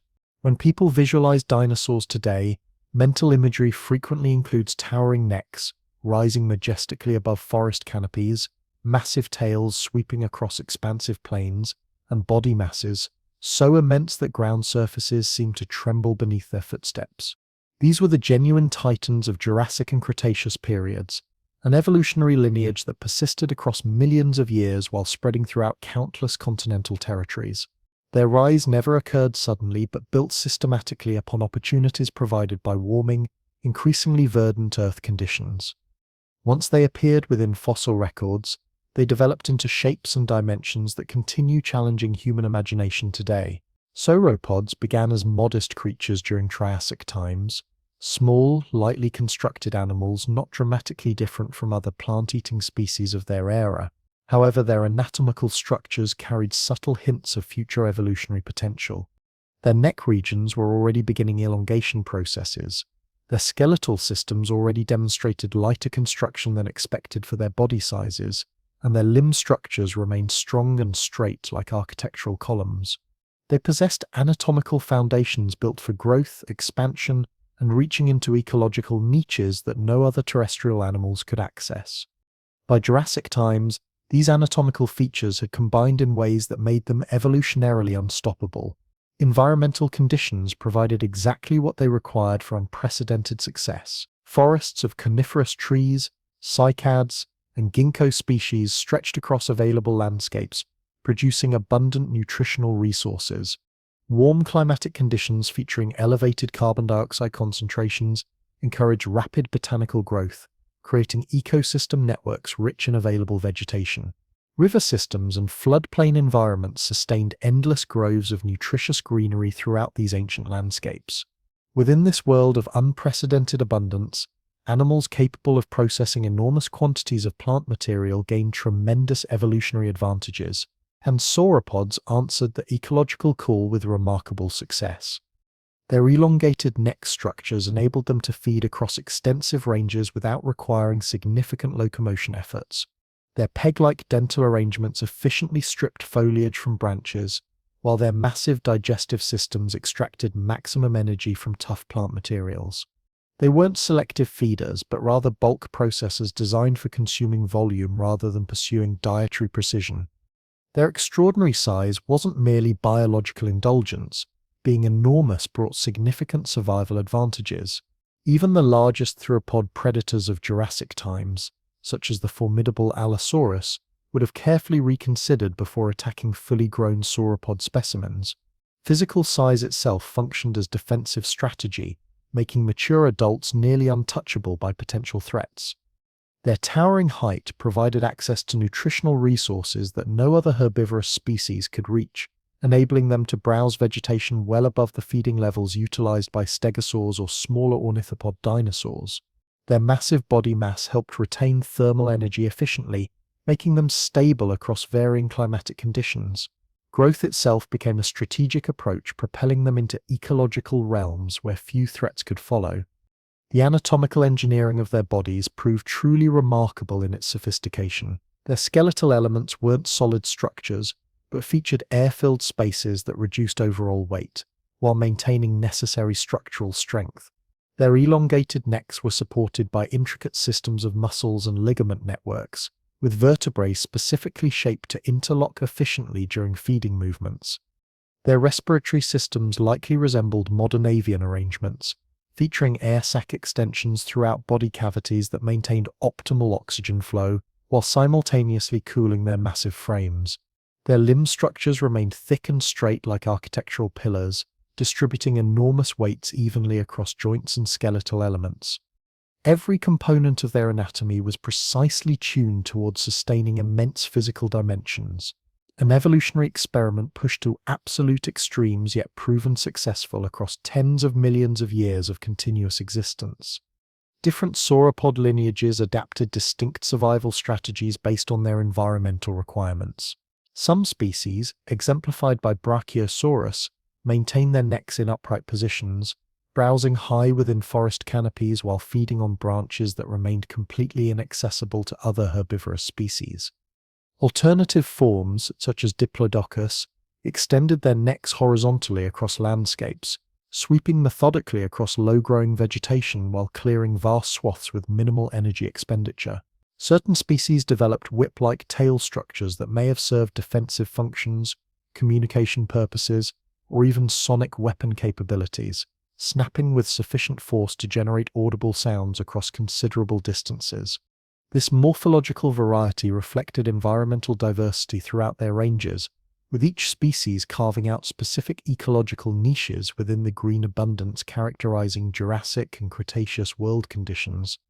The presence of these colossal creatures fundamentally shaped ecosystem structures surrounding them.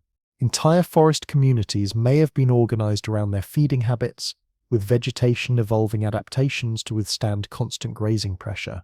Their movements across landscapes trampled smaller plants, carved pathway networks, and redistributed essential nutrients throughout territorial ranges. Their waste products fertilized soil systems extensively, while sustaining insect populations and cycling nutrients through complex ecosystem networks. Imagining Mesozoic environments without sauropods becomes functionally impossible. They served as ecological engineers whose sheer existence continuously reshaped planetary landscapes. Despite their eventual enormous proportions, sauropods began life as surprisingly small organisms. Fossilized nest sites reveal that these giants reproduced through egg-laying, often depositing large clutches where individual eggs measured no larger than grapefruit or soccer ball dimensions. Newly hatched young emerged tiny compared to their eventual adult sizes, remaining vulnerable to predators of numerous types. Survival rates during early life stages remained relatively low, Yet those individuals that successfully matured grew with remarkable rapidity. Some species doubled their body mass within their first year of existence, a growth rate essential for carrying them beyond the dangerous small animal stage into the relative safety provided by larger dimensions. Herd behavioral patterns may have assisted these survival challenges, with groups of adults providing protection for younger individuals, or at minimum, overwhelming potential predators through sheer numerical presence. Through these mechanisms, cycles of vulnerability and survival carried entire lineages forward across geological time. Predatory species adapted accordingly to these challenges and opportunities, while adult sauropods remained nearly invulnerable to attack. Juvenile individuals represented frequent targets for carnivorous hunters.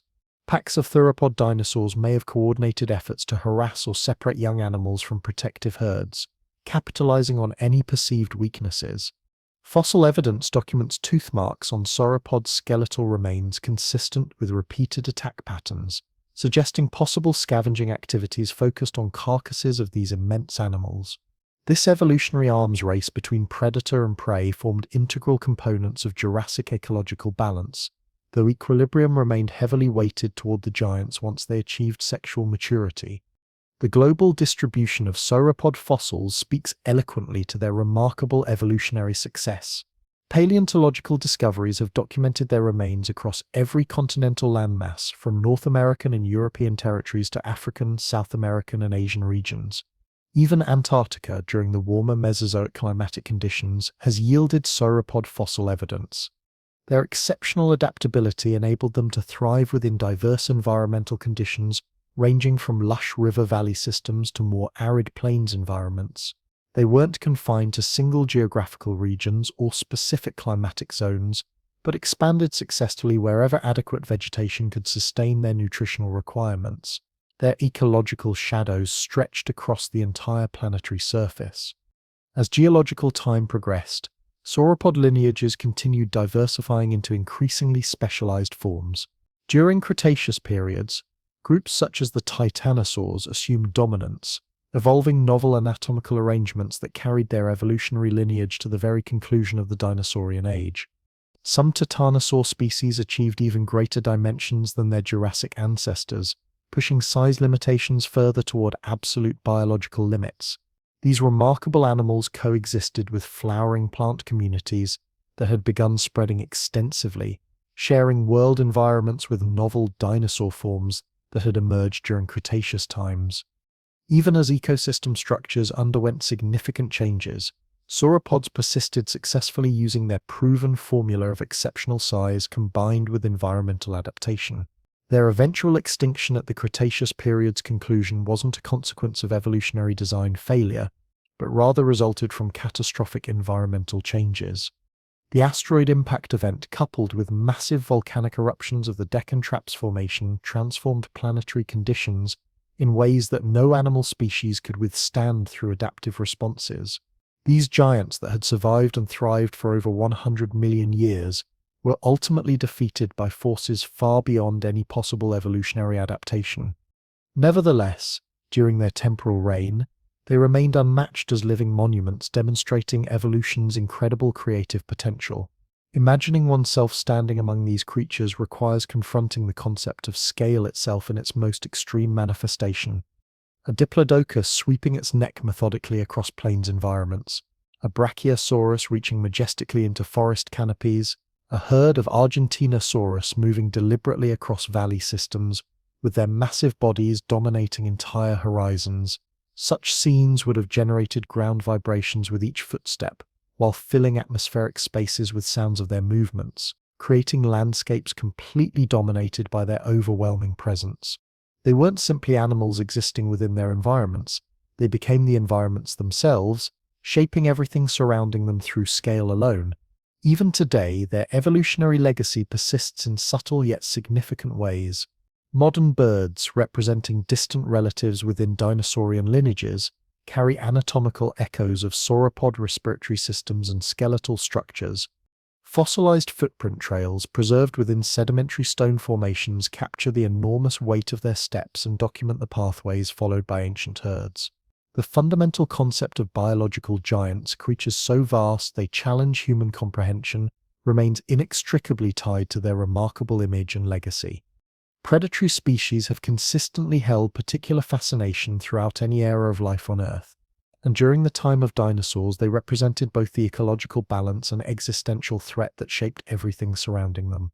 For every herd of sauropods moving through valley systems, for every stegosaur grazing peacefully within cycad shade, there existed hunters watching patiently, waiting strategically, or simply surviving through opportunities that a world populated by giants could offer. These hunters never represented a homogeneous group.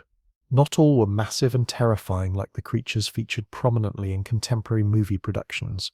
They ranged from quick-footed insect chasers barely reaching human knee height to apex predators capable of bringing down prey many times their own dimensions.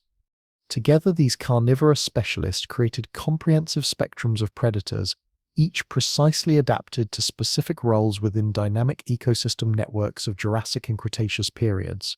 Each group left behind distinctive marks within fossil records that document the endless strategic approaches to survival throughout these ancient times. The earliest theropods, representing the evolutionary branch of dinosaurs that encompassed all meat-eating species, had already appeared during Triassic periods. They remained relatively small during those early times, functioning more as opportunistic scavengers than territorial kings, inhabiting a world still dominated by crocodilian relatives and their diverse lineages. By Jurassic times, however, the ecological picture had transformed dramatically. The extinction event that concluded Triassic conditions had eliminated numerous competitors from available niches, enabling theropods to expand into vacant ecological spaces while diversifying extensively. They didn't immediately grow to enormous proportions, but rather expanded methodically into every available predatory role.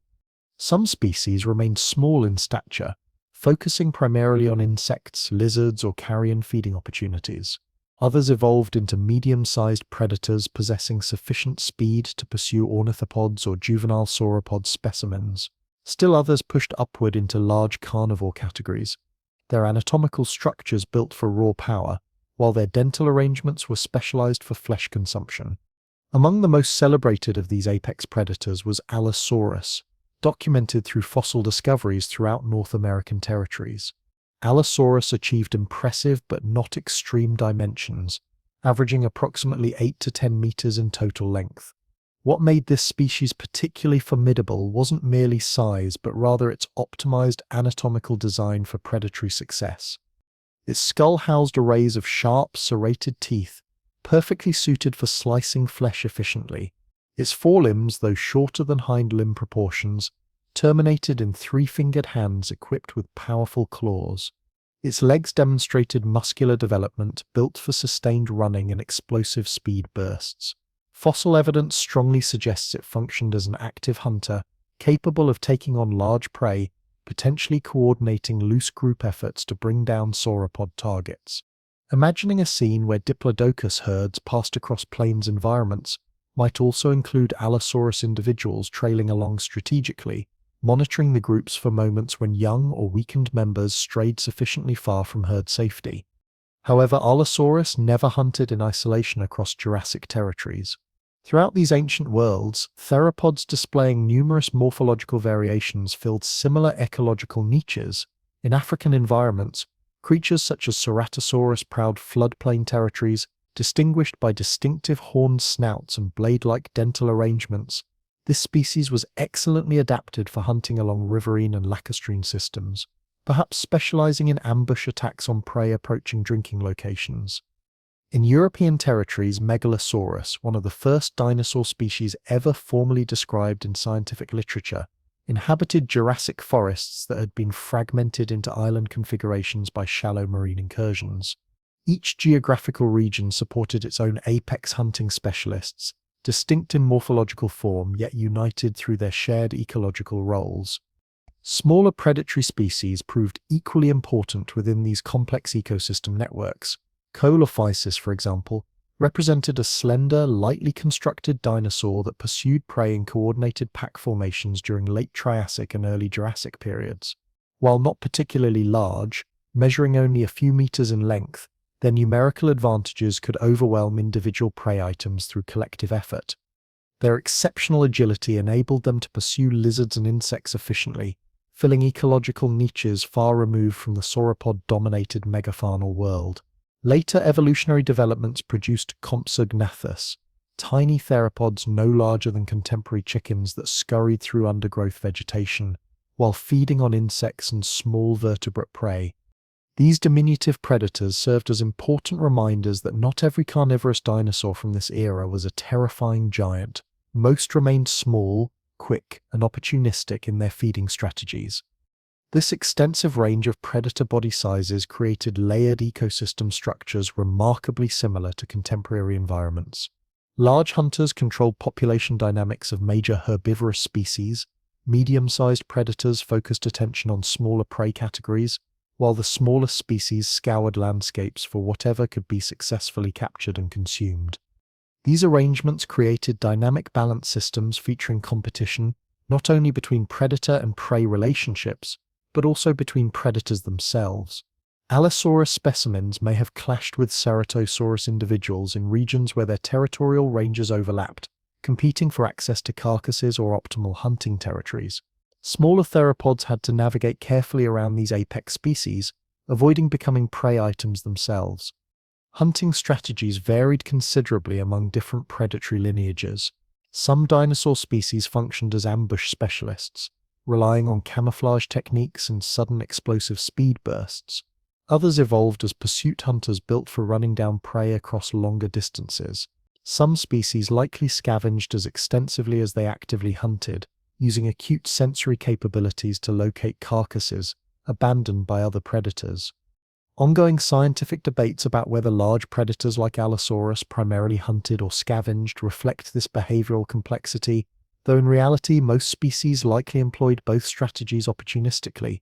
In natural systems, energy conservation remains precious, and no nutritional opportunity would have been ignored by practical predators. What these diverse hunters shared was constant dependence on surrounding herbivorous populations. Without massive sauropod herds, stegosaur communities, and ornithopod groups, no ecological space would have existed for great carnivorous species. Their lives remained tied intimately to prey animal rhythms, following migration routes, waiting at water sources, or trailing herds across seasonal ranges. Each successful kill provided nutrition not only for the primary hunter, but also for entire ecosystem networks of scavenging specialists, from smaller theropods to mammalian species, insect communities, and even plant species nourished by nutrients returned to soil systems through decomposition processes. Predation never represented simple violence, but rather constituted essential cycling that sustained life's balance across these ancient environments.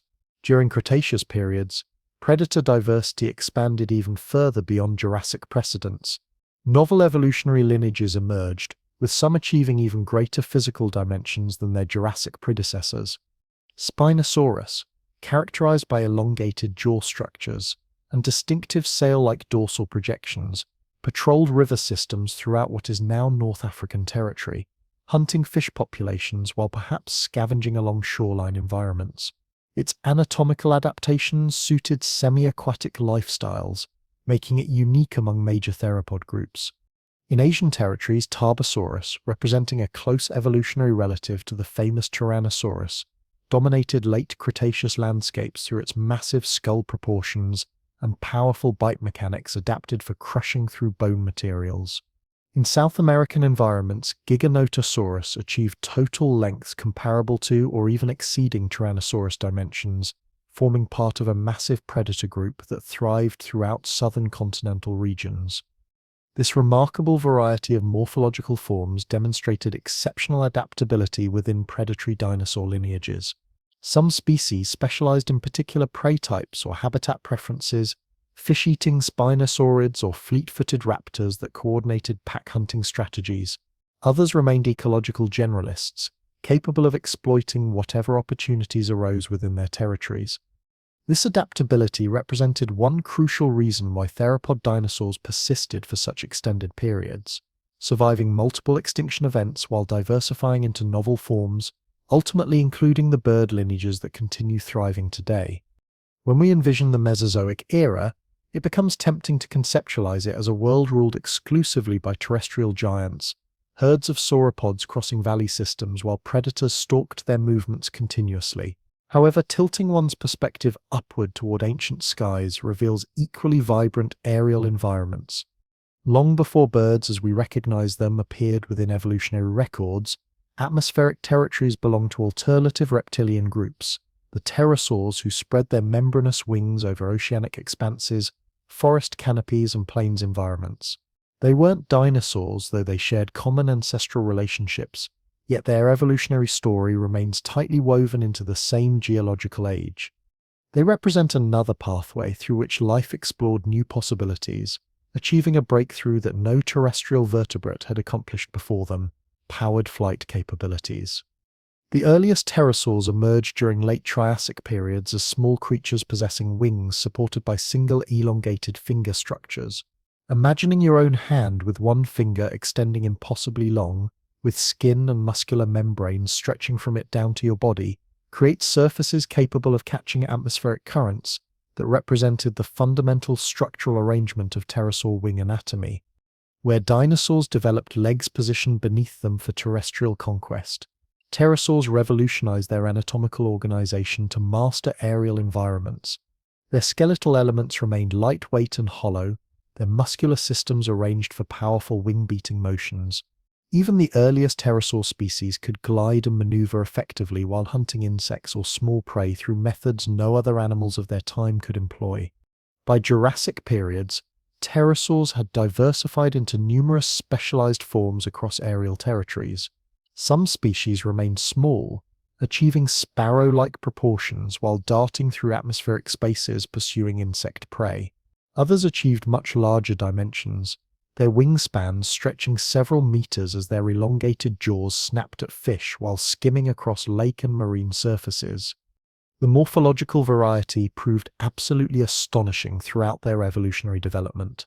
Some species possessed extended tails featuring diamond-shaped veins at their tips, likely providing stability during flight maneuvers.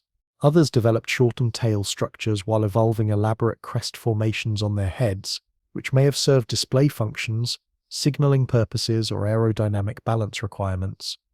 They demonstrated aerial diversity equivalent to the terrestrial variety displayed by dinosaur communities, filling ecological niches ranging from insect consumption to fish hunting to carrion scavenging across all available environments. Oceanic territories offered particularly enormous opportunities for pterosaur exploitation. Many species evolved elongated, pointed jaw structures lined with interlocking dental arrangements, perfectly designed for capturing slippery fish prey. Fossil evidence documents species such as Rhamphorhynchus, with wing adaptations optimized for gliding efficiently over water surfaces, their sharp teeth ideally suited for snapping prey from beneath surface layers. They likely fulfilled ecological roles similar to contemporary seabird communities, following fish schools across oceanic territories, establishing nesting colonies along cliff tops, and feeding in coordinated group formations.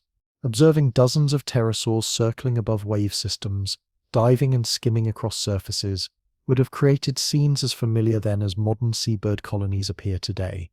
Terrestrial environments supported alternative species adapted to different dietary requirements. Some likely consumed small vertebrate prey, lizards, early mammals, or carrion opportunities. Their exceptional eyesight capabilities would have made them outstanding hunters, scanning ground surfaces from aerial vantages for any movement indicators. Some species may have functioned as opportunistic scavengers, swooping down to exploit remains abandoned by larger dinosaur predators. The diversity of wing configurations and body sizes clearly indicates they weren't confined to single lifestyle approaches, but rather explored numerous survival strategies, exactly as contemporary mammalian and avian species do today. As geological time progressed, pterosaurs achieved increasingly impressive dimensions. By late Jurassic periods, wingspans exceeding 10 meters became possible. During late Cretaceous times, creatures such as Quetzalcoatlus achieved sizes that continue straining scientific comprehension, with wings stretching 12 meters across, taller than giraffes when standing on terrestrial surfaces. These weren't delicate gliding organisms, but powerful, capable flyers utilizing air currents and soaring techniques for covering vast geographical distances. They possessed strength for terrestrial landings, stalking prey using elongated, stalk-like legs, then launching into atmospheric spaces again through powerful wing beat motions. Their evolutionary success proved extraordinary, persisting across more than 150 million years of continuous existence. They remained undisputed aerial rulers throughout Mesozoic times, though they never monopolized atmospheric territories completely. During Jurassic periods, another flight experiment commenced that would ultimately carry forward into contemporary ages: the emergence of true birds. Distinctions between small theropod dinosaurs and early avian species remain blurred within fossil records. Dinosaur species such as Microraptor and Anchironis possessed feathers, wing structures, and anatomical features necessary for gliding or limited powered flight capabilities. They weren't quite birds as we conceptualize them today, yet they represented extremely close approximations. Feathers themselves had appeared earlier in evolutionary history, originally serving purposes other than flight, likely insulation or display functions. Across extended timeframes, these structures became increasingly elaborate, eventually forming configurations capable of catching atmospheric currents effectively. Evolution frequently operates through such processes, repurposing existing features for entirely novel functions. In this particular case, it transformed body coverings designed for thermal regulation into sophisticated machinery enabling powered flight. The most famous early bird species remains Archaeopteryx from late Jurassic deposits in what is now German territory. Its fossilized specimens prove iconic within paleontological collections, preserving feather structures in exquisite detail. It possessed wings and plumage resembling contemporary birds yet also retained teeth. It represented a morphological mosaic displaying traits intermediate between theropod ancestors and the birds that would eventually follow. Archaeopteryx could likely glide effectively and may have managed powered flight across short distances, hopping between trees or escaping predators through aerial maneuvers. While it hadn't yet achieved the flight mastery demonstrated by modern bird species, it represented crucial beginnings within avian evolution. Jurassic forests would have buzzed with these experimental organisms, small feathered dinosaurs clambering up tree trunks, launching themselves into atmospheric spaces, gliding down toward forest floors or across clearings, while pterosaurs soared above open landscapes, casting shadows over herbivorous herds below. Atmospheric territories were becoming frontiers in their own right, not empty spaces, but crowded environments filled with life-testing wing-based possibilities. Each evolutionary lineage discovered its own pathway, sometimes overlapping territorially, sometimes dividing aerial domains into separate ecological zones. Birds and pterosaurs weren't direct competitors in every circumstance, as their dietary preferences and body sizes often differed significantly, yet their coexistence undoubtedly created certain competitive tensions. Both groups relied heavily on fish populations, insect communities, and small prey animals for sustenance.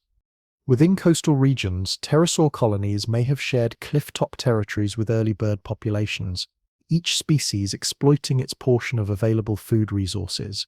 Smaller bird species may have occupied ecological niches that larger pterosaurs ignored completely, while pterosaurs maintained dominance through sheer scale advantages. For millions of years, both groups coexisted successfully, maintaining atmospheric environments alive with dual populations. Flight itself provided advantages extending beyond simple food acquisition, escape capabilities from terrestrial predators, rapid distance coverage, and colonization opportunities for novel habitats. These benefits granted flying organisms unique resilience compared to ground-bound species. If nutritional resources became scarce within particular areas, they could travel to alternative locations relatively quickly. When predators prowled below, aerial escape remained available. This mobility enabled them to spread across continental territories, ensuring survival even during changing climatic conditions. Flight development also fundamentally reshaped behavioral patterns among these species. Nesting strategies evolved accordingly, with some species likely depositing eggs on cliff tops or high within trees, maintaining safety from ground-based hunting threats. Social behaviors may have developed featuring groups flying together for safety or feeding efficiency purposes. Vocalization patterns probably became increasingly complex as atmospheric communication assumed new importance levels. Mesozoic skies were never silent territories but rather filled continuously with cries, calls, and wing rush sounds, adding additional layers to the era's acoustic landscapes.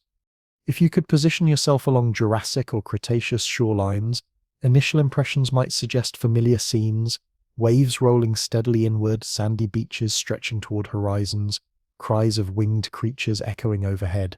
However, peering beneath surface waters would reveal worlds entirely different from contemporary oceanic systems.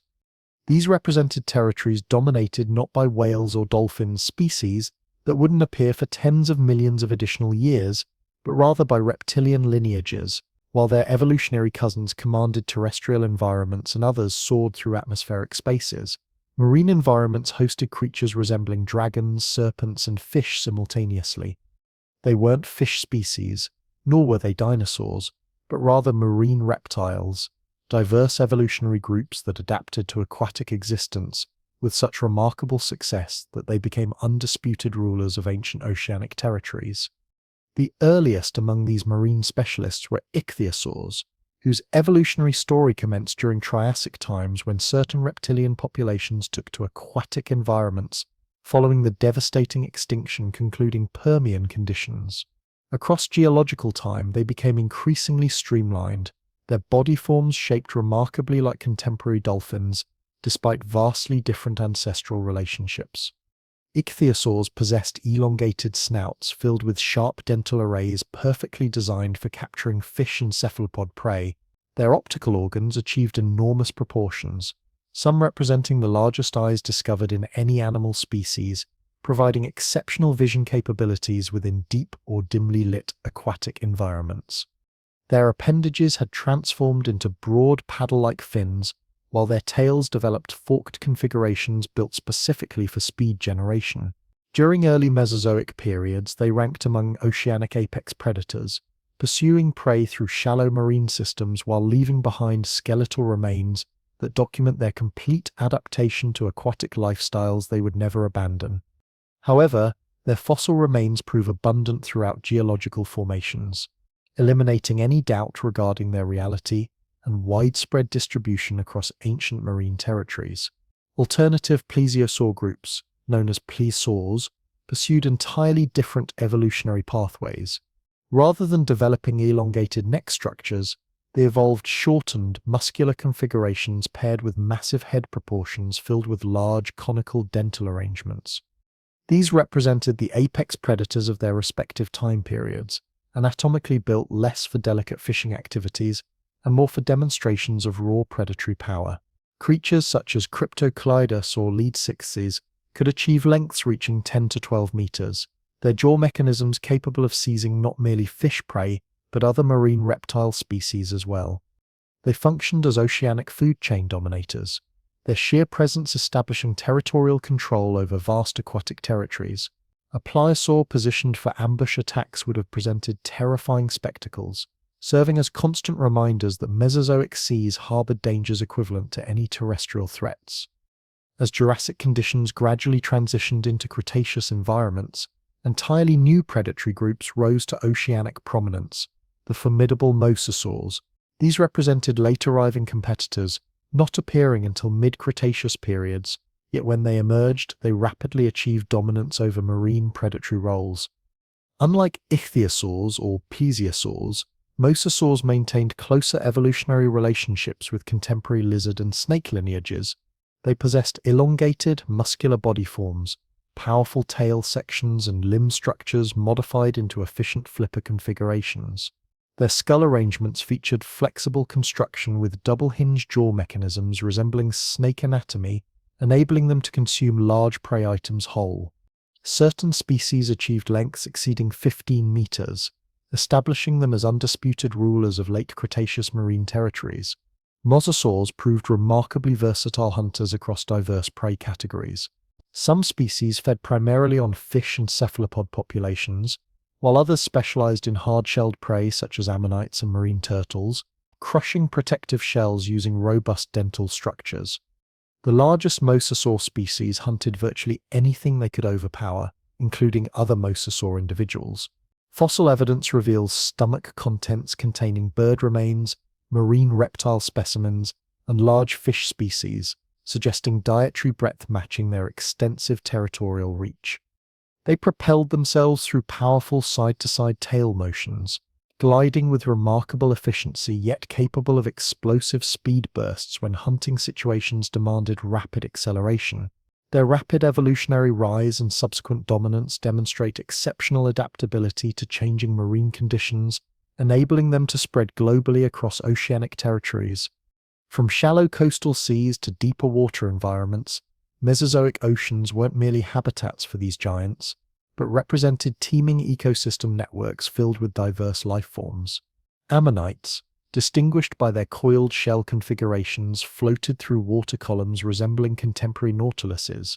Some species remained small, while others achieved car-tire dimensions, their shells displaying intricate suture patterns of remarkable complexity. While they served as prey for numerous marine reptile species, they also functioned as major ecological players independently, forming vast swarms that provided nutritional foundations for entire marine food webs. Belemnites, squid-like organisms possessing bullet-shaped internal shells, darted rapidly through aquatic environments, representing another dietary staple for predatory species throughout these ancient seas. Reef systems developed from coral communities, though these differed significantly from contemporary formations, providing shelter for fish populations and invertebrate communities. Shark species swam in substantial numbers, their lineages already ancient by Mesozoic standards, while ray species glided gracefully across sandy bottom substrates. Marine environments remained continuously busy, featuring layered ecological worlds with creatures of every conceivable size moving through oceanic current systems. Life within these ancient oceans was never without significant dangers. Predator-prey balance dynamics meant constant survival struggles for all participants. Fish schools might be scattered violently by ichthyosaur attacks. Plesiosaur necks could snake silently toward unsuspecting cephalopod prey, while mosasaurs might rise from deeper waters with jaws opening wide to engulf turtle victims. For every marine creature, survival depended on constant vigilance, speed capabilities, and often simple luck. Fossil records capture this ongoing drama through frozen temporal moments, prey bones discovered within predator body cavities, tooth marks gouged into protective shells, ammonite specimens cracked and crushed by powerful jaws. These serve as persistent reminders that ancient seas, despite their beauty, remained filled with relentless conflict and competition. What proves most striking about these marine reptile lineages involves how completely they adapted to environments drastically different from terrestrial habitats where their ancestors once walked. They developed specialized flipper appendages, streamlined body configurations, novel respiratory methods and reproductive strategies, plus highly specialized sensory systems. Each major group, ichthyosaurs, plesiosaurs, and mosasaurs, pursued its own unique evolutionary pathway into aquatic territories, yet all achieved prolonged dominance spanning millions of years. Their evolutionary narratives represent parallel experiments in adaptation, each demonstrating how life continuously reshapes itself to exploit emerging opportunities. While they dominated marine territories, they remained integral components of larger planetary systems. Pterosaurs circled overhead, diving periodically for fish prey. Dinosaurs approached shoreline areas, perhaps scavenging beached carcasses, and climatic plus geographical factors that shaped terrestrial life simultaneously influenced oceanic conditions. Continental fragmentation, ocean formation, current pattern changes, and coastline modifications all affected marine reptile populations. These aquatic specialists remain tied directly to these planetary transformations, the diversity levels rising and falling with Earth's geological fortunes. Their eventual decline occurred at different temporal points across various lineages. Ichthyosaurs faded before Cretaceous conclusion, their diversity dropping dramatically as climatic conditions changed and competitive pressure increased from alternative predatory groups. Plesiosaurs persisted longer, with some lineages surviving until the final extinction event that concluded the Mesozoic era. Mosasaurs, representing late evolutionary arrivals, thrived until the very end, disappearing only when asteroid impact events and subsequent global upheavals eliminated most large reptilian species. Their extinction resulted not from evolutionary failure, but from catastrophic environmental changes, the same sudden violence that terminated dinosaurian reign across terrestrial landscapes. Visualizing Mesozoic oceans requires imagining movement and power operating on truly grand scales. Standing on cliff tops while gazing down into crystalline waters, one might observe ichthyosaur shadows speeding below surface layers, or plesiosaur necks winding gracefully through wave systems. Witnessing mosasaur breaches as they lunge toward prey, their massive jaws closing with sufficient force to crush skeletal structures, would have been truly spectacular events. These marine territories weren't empty expanses, but rather realms filled with complex life, equally rich and dramatic as contemporary forest and grassland environments. Even today, traces of these remarkable creatures persist within geological formations. Their fossils, sometimes preserved complete with skin impressions or stomach contents, document their ancient lifestyles in extraordinary detail. Their distinctive body forms continue inspiring myths of sea serpents and dragons, cultural echoes from times when reptiles dominated not only terrestrial and aerial environments, but aquatic territories as well. Their evolutionary story reminds us that no Earth realm remained untouched during the reptilian age, that the Mesozoic represented as much an oceanic era as a dinosaurian one. Marine environments during that period achieved vibrancy levels difficult to overestimate through contemporary perspectives. Every oceanic current transported both predators and prey, every reef system bustled with continuous activity, every deep water zone harbored gigantic inhabitants. Considering the Mesozoic without acknowledging these marine reptiles means missing half the complete narrative, because ancient seas weren't merely background settings, but rather served as stages for their own dramatic presentations parallel to terrestrial events. If we conceptualize the Mesozoic exclusively as the dinosaurian age, we overlook the deeper geological forces that enabled all biological developments during this remarkable period. Beneath forest systems and oceanic territories, beneath sauropod herds and soaring pterosaurs, our planet itself was shifting slowly yet relentlessly. Continental landmasses that had previously been fused together as one vast supercontinent began fracturing apart, splitting into smaller fragments that drifted gradually across Earth's surface. Mountain ranges rose majestically, ocean basins opened dramatically, climatic patterns changed fundamentally, and with each geological alteration, ecosystem structures underwent complete reshaping. The creatures we've discussed throughout this narrative never lived in geographic isolation, but rather inhabited a planet perpetually in motion, and that geological motion determined which species thrived, which vanished, and which evolved between these extremes. At the Triassic period's dawn, Earth's land masses remained joined together within Pangaea, a supercontinent extending from pole to pole across the planetary surface.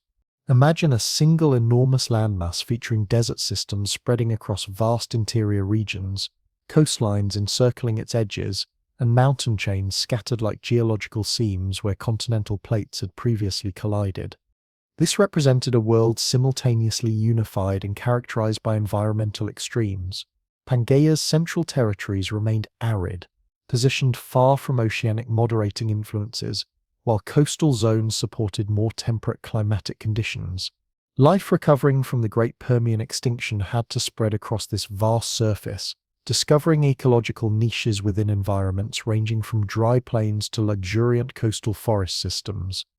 As Triassic conditions transitioned into Jurassic environments, Pangaea initiated its fragmentation process through dramatic geological changes. Massive rifts split the supercontinent, gradually pulling continental masses away from each other across millions of years. These enormous rifts filled progressively with marine waters, forming entirely new coastline configurations. The Atlantic Ocean, initially narrow, commenced its prolonged widening journey that continues today. Africa, South America, North America, and Europe were systematically pried apart through tectonic forces. The Indian subcontinent, previously connected to African landmasses, would eventually drift away completely through plate tectonic movement. Australia and Antarctica, still joined during early Mesozoic times, remained positioned closer to polar regions than their contemporary locations. This represented not sudden transformation but rather slow geographical rearrangement occurring so gradually that no individual creature could perceive changes within single lifetimes. However, across millions of years, Earth's surface underwent complete alteration. Continental splitting created unprecedented opportunities wherever geological rifts opened. Shallow marine systems formed extensively, becoming populated with diverse aquatic life forms that attracted both predators and prey species. New coastlines generated novel habitats for plant and animal communities, while landmass isolation encouraged evolutionary divergence. Species populations evolved differently, as they became separated from one another, transforming what had previously been a single interconnected world into fragmented territories that drove biological diversity. Dinosaur populations that had spread across Pangaea during Triassic times began branching into distinct evolutionary lineages across separate continental territories by Jurassic and Cretaceous periods. Mountain ranges also developed during this era through tectonic plate collisions that forced terrestrial surfaces upward, creating elevated formations that altered weather patterns while providing movement barriers for terrestrial species. In what is now Western North America, initial mountain building processes during Jurassic and Cretaceous periods created landscape features that would eventually become the Rocky Mountain system. These geological uplifts shaped river networks, directed precipitation patterns, and created sedimentary basins where mineral deposits accumulated, preserving the fossil specimens that document their stories for contemporary scientific study. In South American territories, the Andes Mountains wouldn't achieve full elevation until later geological periods, yet tectonic movements were already reshaping regional geography. Throughout Eurasian landmasses, collisions between tectonic plates pushed upward, creating mountain chains that influenced climatic conditions across vast territorial areas. Each land elevation episode altered atmospheric and hydrological flow patterns, creating rain-shadow effects, shifting wind directions, and redirecting entire ecosystem networks. Mountain formations weren't merely scenic backdrops, but functioned as engines driving environmental change across continental scales. Shifting continental positions also fundamentally altered oceanic systems. When landmasses moved apart, current patterns underwent modification while circulation systems were redirected toward new pathways. Warm water began flowing into previously cool regions while alternative areas experienced cooling effects. This comprehensive reshaping of oceanic currents affected global climate patterns, influencing precipitation distribution, temperature ranges, and even oxygen concentration levels within marine environments. Marine reptile populations, ammonite communities, and fish species adapted to emerging patterns of nutrient circulation. Some lineages flourished within newly opened seaway systems, while others declined as environmental conditions shifted beyond their adaptive capabilities.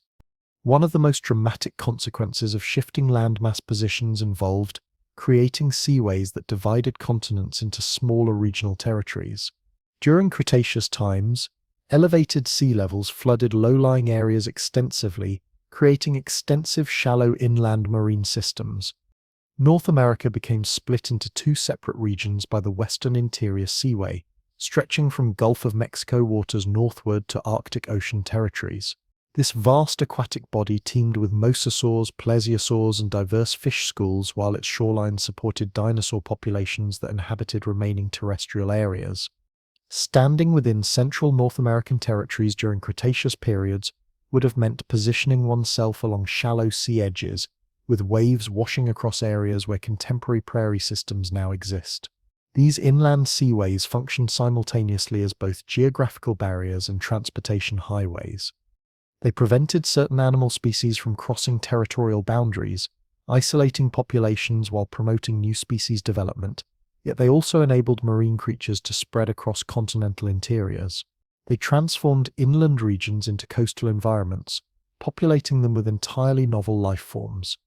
Complete ecosystem networks depended on these marine systems, and when they eventually retreated, they left behind sedimentary layers rich with fossilized remains, preserving comprehensive records of creatures that once inhabited their waters.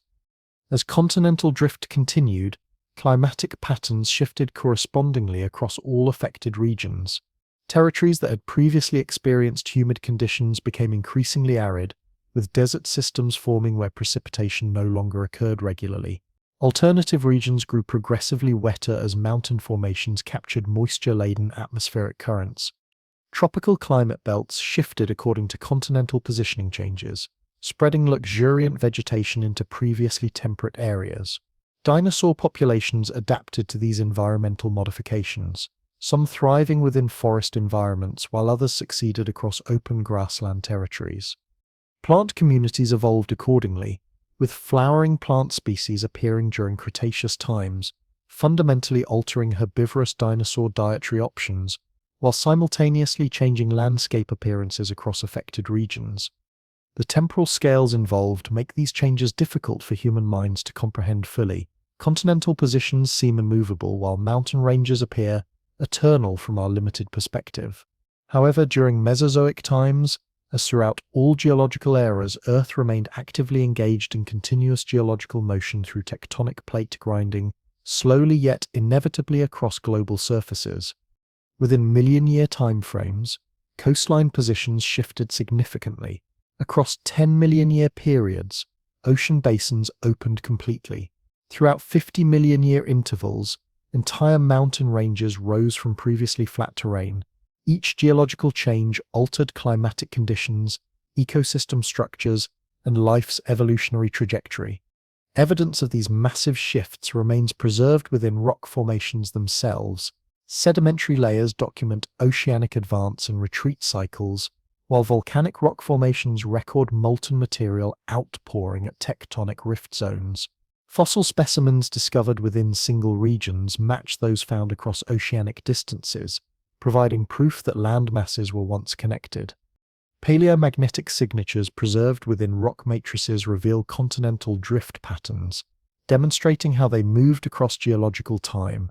Earth's surface represents a motion record written slowly yet legibly for those who develop skills to interpret its messages. For creatures living during these periods, geological changes represented both opportunities and challenges simultaneously. Herbivorous dinosaur herds might discover new grazing territories as climatic conditions grew wetter, yet they could also face extinction if habitats experienced excessive drying. Marine reptile populations flourished within new oceanic territories but perished when current patterns shifted beyond their tolerance ranges. Geographic isolation created novel species through evolutionary divergence, yet it also trapped certain populations within shrinking habitat areas. Change patterns prove both creative and destructive, maintaining relentless intensity comparable to tectonic plate grinding processes themselves. Volcanic activity contributed additional influential factors to these ongoing transformations. Continental fragmentation was frequently accompanied by extensive volcanic eruptions, pouring molten lava across landscape features while releasing gaseous compounds into atmospheric systems. These eruption events altered climatic conditions temporarily, cooling them through ash cloud formation or warming them through greenhouse gas emissions. Certain volcanic episodes may have triggered smaller extinction events, reshaping ecosystem structures while clearing pathways for new biological groups to achieve prominence. Over extended timeframes, they represented integral components of identical tectonic forces that constructed mountain ranges and divided continental masses, additional reminders that life and Earth systems remained inseparable. Envisioning Mesozoic world conditions requires more than simply picturing dinosaurs within forest settings. It demands visualizing a planet where absolutely nothing remained stationary. Triassic geographical maps bear no resemblance to late Cretaceous configurations. Continental masses that had previously been joined within Pangaea became scattered across oceanic distances. Marine systems that had once been closed developed into major oceanic basins, while mountain ranges achieved elevation in areas that had previously been flat terrain. Every creature we've discussed throughout this narrative lived against this dynamic backdrop, their evolutionary fates tied directly to continental drift processes. Through this understanding, life's story and Earth's geological story become identical narratives.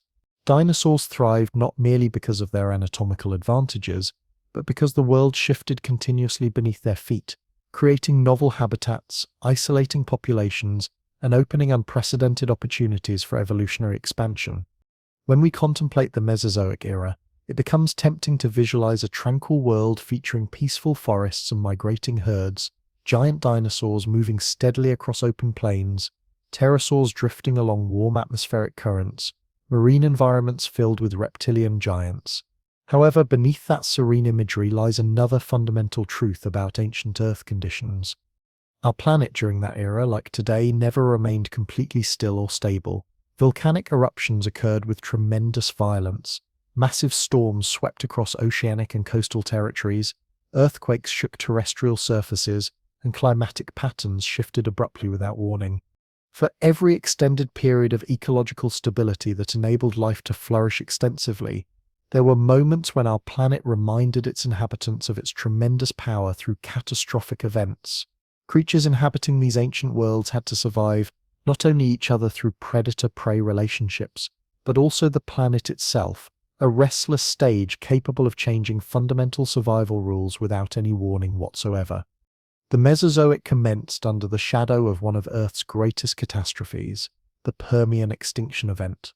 Volcanic activity operating on scales difficult for contemporary minds to imagine had produced immense lava flows across Siberian territories, releasing gaseous compounds that poisoned atmospheric and aquatic systems, while altering climatic conditions and devastating established ecosystem networks. Though that devastating event belonged to Permian times, its ecological echoes carried forward into Triassic periods, where life struggled desperately to recover from near-complete annihilation. Volcanism never ceased entirely throughout subsequent geological periods, and through Triassic, Jurassic, and Cretaceous times, eruptions continuously reshaped landscape features, added new territorial areas, and influenced climatic patterns repeatedly. When continental masses began fragmenting apart, these weren't quiet geological processes. As Pangaea's supercontinent rifted systematically, magma surged upward through crustal fractures, creating new oceanic crust while establishing vast volcanic provinces. One of the most significant volcanic episodes occurred at the Triassic period's conclusion, when massive eruptions released sufficient carbon dioxide and alternative gaseous compounds to drive climatic shifts that contributed directly to another extinction event. These eruptions, representing part of what contemporary geologists term the Central Atlantic Magmatic Province, left behind thick basaltic layers spread across multiple continental territories. For creatures living during those times, skies would have darkened extensively with volcanic ash particles, rivers would have flowed with volcanic debris, and ecosystem structures would have remained disrupted for thousands of years. However, volcanic activity wasn't exclusively destructive in its environmental effects. These geological processes also created entirely new habitat opportunities. Fresh lava fields weathered gradually into fertile soil systems that supported vigorous plant growth. Mountain ranges formed through volcanic uplifting-shaped precipitation patterns while creating novel ecological niches for colonization. Volcanic islands emerged within marine systems, offering fresh environments for life to colonize through dispersal mechanisms. Across the Mesozoic's extended time span, eruptions functioned as both destroyers and builders, agents facilitating both extinction and biological renewal simultaneously. Alongside geological fire emerged atmospheric tempests from above. Mesozoic climatic conditions often exceeded contemporary temperature ranges, featuring elevated sea levels and extensive shallow marine systems covering continental territories. These environmental conditions fueled intense storm development across affected regions. Inland seas, such as North America's western interior seaway, would have been particularly prone to powerful hurricane systems sweeping across vast stretches of shallow water before pounding coastal plain environments. Imagine hadrosaur herds grazing peacefully near shoreline areas when winds suddenly intensified. Massive waves crashed inland, uprooting forest systems while flooding lowland territories. Fossil evidence documents storm deposits, sedimentary layers containing sand and debris swept inland, providing clear documentation that these violent events occurred repeatedly throughout Mesozoic times. For animal populations inhabiting these regions, storm systems represented threats as real and immediate as predatory species. Weather patterns also influenced life through more subtle mechanisms. Seasonal precipitation fed river networks and wetland systems, supporting luxuriant vegetation that sustained herbivorous populations extensively. Dry seasons forced mass migrations, driving enormous herds across plains territories searching for reliable water sources. Flood events reshaped valley configurations through sediment deposition, creating fertile soil systems, yet simultaneously sweeping away established plant communities and animal populations. Lightning strikes sparked extensive fires that burned through forest systems, clearing territorial space for new vegetation growth. Weather patterns weren't merely environmental background, but functioned as active forces shaping where animals could establish viable populations and determining their behavioral adaptations. The Mesozoic atmosphere itself differed significantly from contemporary conditions. Carbon dioxide concentrations frequently exceeded modern levels, warming climatic systems while fueling vigorous weather pattern development. This atmospheric warmth created powerful temperature gradients between terrestrial and marine environments, driving wind systems and storm formation. Within polar regions, extended darkness periods alternated with prolonged daylight exposure, creating unique seasonal patterns unlike anything experienced in contemporary environments.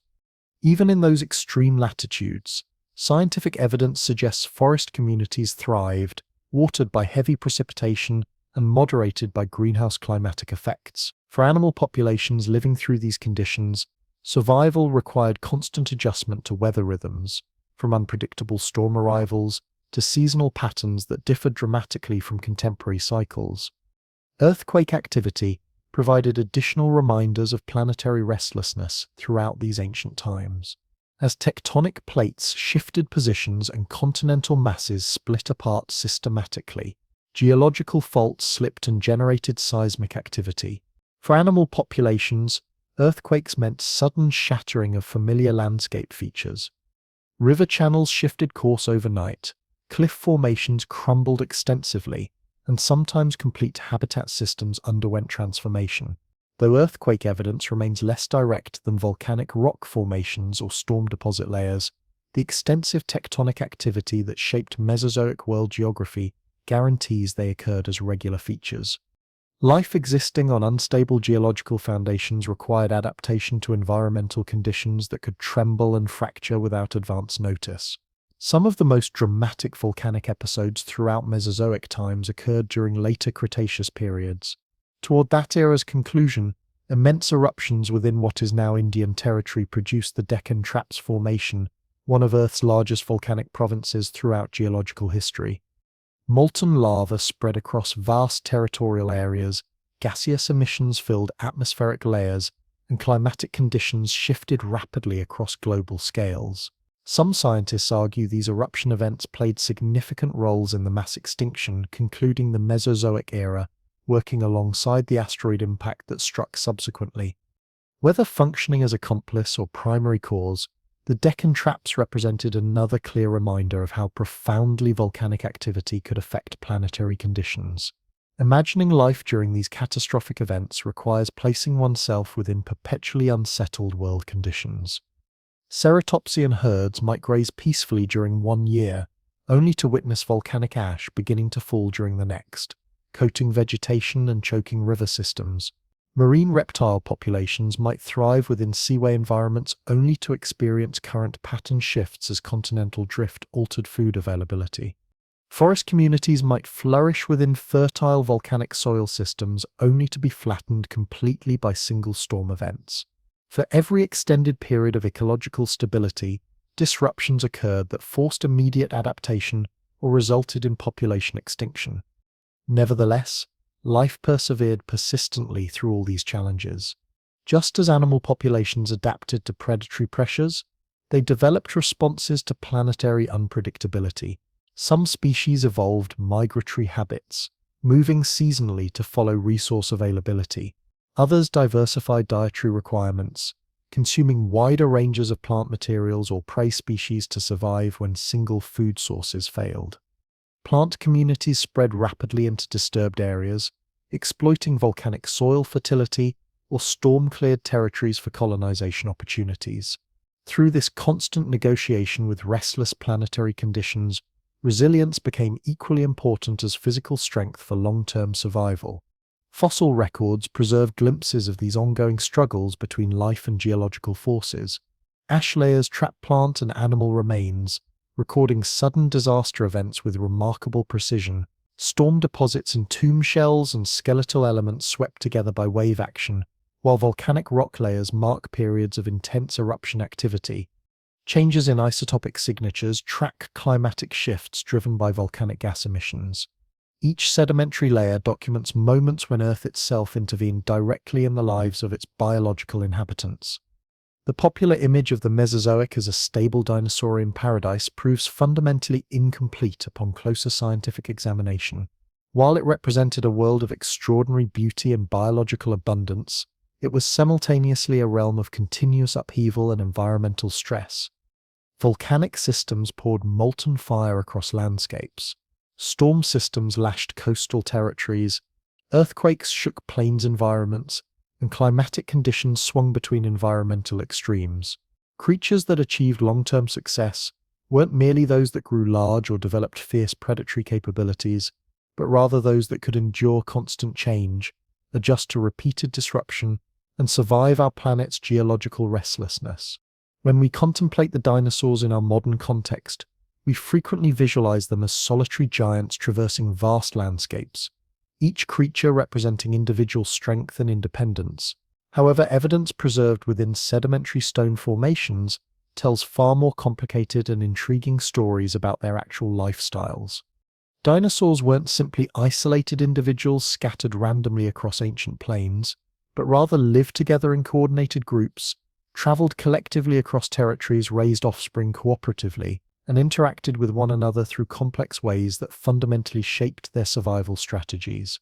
The Mesozoic world involved far more than displays of claws, teeth, size, or speed. It encompassed connections, relationships, and behavioral patterns that extended well beyond individual animal capabilities. The most compelling evidence supporting this social complexity comes not from skeletal remains but from fossilized trackways. Footprint impressions preserved within mud that hardened into sedimentary stone reveal movement patterns that isolated bones cannot provide. Locations worldwide preserve trackway systems stretching across meters or even kilometers, created by animal herds moving collectively. Some sites display dozens of parallel track sequences, all oriented toward identical directions, with spacing between individual prints remaining consistent, while print sizes range from juvenile to adult specimens. These represent far more than random wandering patterns. They constitute clear signs of coordinated group movements and organized herd migration behaviors. Envisioning oneself positioned at the edge of Triassic or Jurassic floodplains, with ground surfaces softened by seasonal precipitation, massive herbivorous dinosaur herds, perhaps early sauropodomorph groups, passing slowly by creates remarkable mental imagery. Adult individuals strode steadily forward, their enormous legs creating deep impressions within muddy substrates, while beside them, smaller footprints of juvenile specimens appeared, their shorter stride lengths maintaining pace with group movements. As temporal conditions progressed, solar radiation dried ground surfaces, footprint impressions hardened into permanent features, and eventually sedimentary layers buried these traces, preserving movement moments that would survive across hundreds of millions of years. What contemporary paleontologists observe within those trackway systems today reveals not merely that dinosaurs walked across ancient landscapes, but that they walked together in coordinated social groups. Herding behavior offered clear survival advantages for herbivorous species throughout these challenging environments. Traveling within group formations provided essential protection against predatory threats. A solitary hadrosaur or sauropod calf would have remained extremely vulnerable to attack, yet within herd protection, numerous adults could shield smaller individuals while sheer numerical presence discouraged potential attackers. For predatory species, group behavioral patterns may have facilitated coordinated hunting strategies, though scientific evidence supporting pack hunting remains subject to ongoing debate. Nevertheless, the possibility that certain carnivorous dinosaurs cooperated during hunts adds additional complexity layers to social behavioral understanding. Predatory dinosaurs also left distinctive traces within fossil trackway evidence. Bipedal carnivore trackways sometimes display multiple individuals moving together along identical pathways. Whether this represents genuine cooperative behavior or simply coincidental movement patterns remains scientifically debated, Yet the possibility of pack behavioral strategies cannot be dismissed entirely. Fossil discoveries of Allosaurus and alternative large predatory species are frequently found in group assemblages, though whether these represent evidence of social living arrangements or individuals drawn together by food sources remains uncertain. Still, the potential for coordinated carnivorous actions contributes to our understanding that dinosaur societies were varied and dynamically complex. Fossil bone bed discoveries provide additional compelling evidence supporting social behavior interpretations. Certain sites preserve remains from dozens or even hundreds of individual specimens together, suggesting herds that perished during floods, drought conditions, or volcanic events. While some discoveries may represent chance gatherings, others point toward documented reality that these animals lived and moved within group configurations. Mass death sites containing ceratopsian specimens, for instance, reflect entire herd fates when caught within sudden catastrophic events. Through such paleontological sites, we glimpse not merely individual organisms, but complete community structures. Nesting site discoveries provide even more direct evidence documenting social lifestyle patterns. Throughout regions spanning Mongolia to North America, paleontologists have uncovered fossilized nest structures containing carefully arranged eggs, often displaying circular organization patterns. Some locations preserve multiple nest sites positioned closely together, suggesting colonial behavior where numerous individuals deposited eggs within shared territorial areas. This reproductive behavior mirrors contemporary bird patterns, where communal nesting provides both numerical safety and shared vigilance against threatening species. For dinosaur populations, seasonal gathering for nesting purposes may have represented annual events, bringing herds together in substantial numbers as they return to favored locations season after season. Certain nest discoveries preserve not only intact eggs, but embryonic specimens inside them, frozen during developmental stages.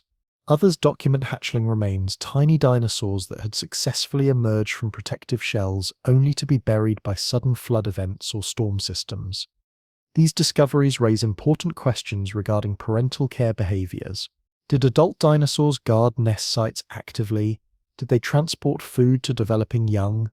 Some fossil evidence suggests they might have provided such care. The famous example of Maiasaura, whose scientific name translates to good mother lizard, derives from nesting colony discoveries featuring evidence that hatchlings remained within nest structures for extended periods.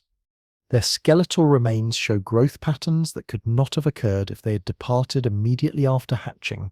Adult individuals may have provided food or protection until offspring achieved sufficient strength for independent survival. Alternative dinosaur species may have demonstrated more independent reproductive strategies, depositing eggs before moving onward while leaving hatchlings to survive autonomously.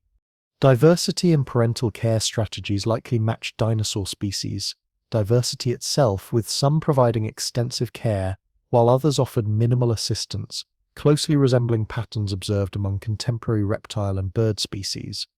However, the presence of nesting colonies clearly demonstrates that, at minimum, some species interacted closely during reproductive periods, returning collectively to specific territorial sites, while creating successive generations of fossil evidence within identical locations. Trackway and nesting evidence together reveal fundamental rhythms characterizing dinosaur existence. Herds traversed landscapes while leaving parallel footprint evidence. They congregated at nesting territories while leaving clustered egg deposits. These behavioral patterns indicate memory capabilities, communication skills, and coordination abilities.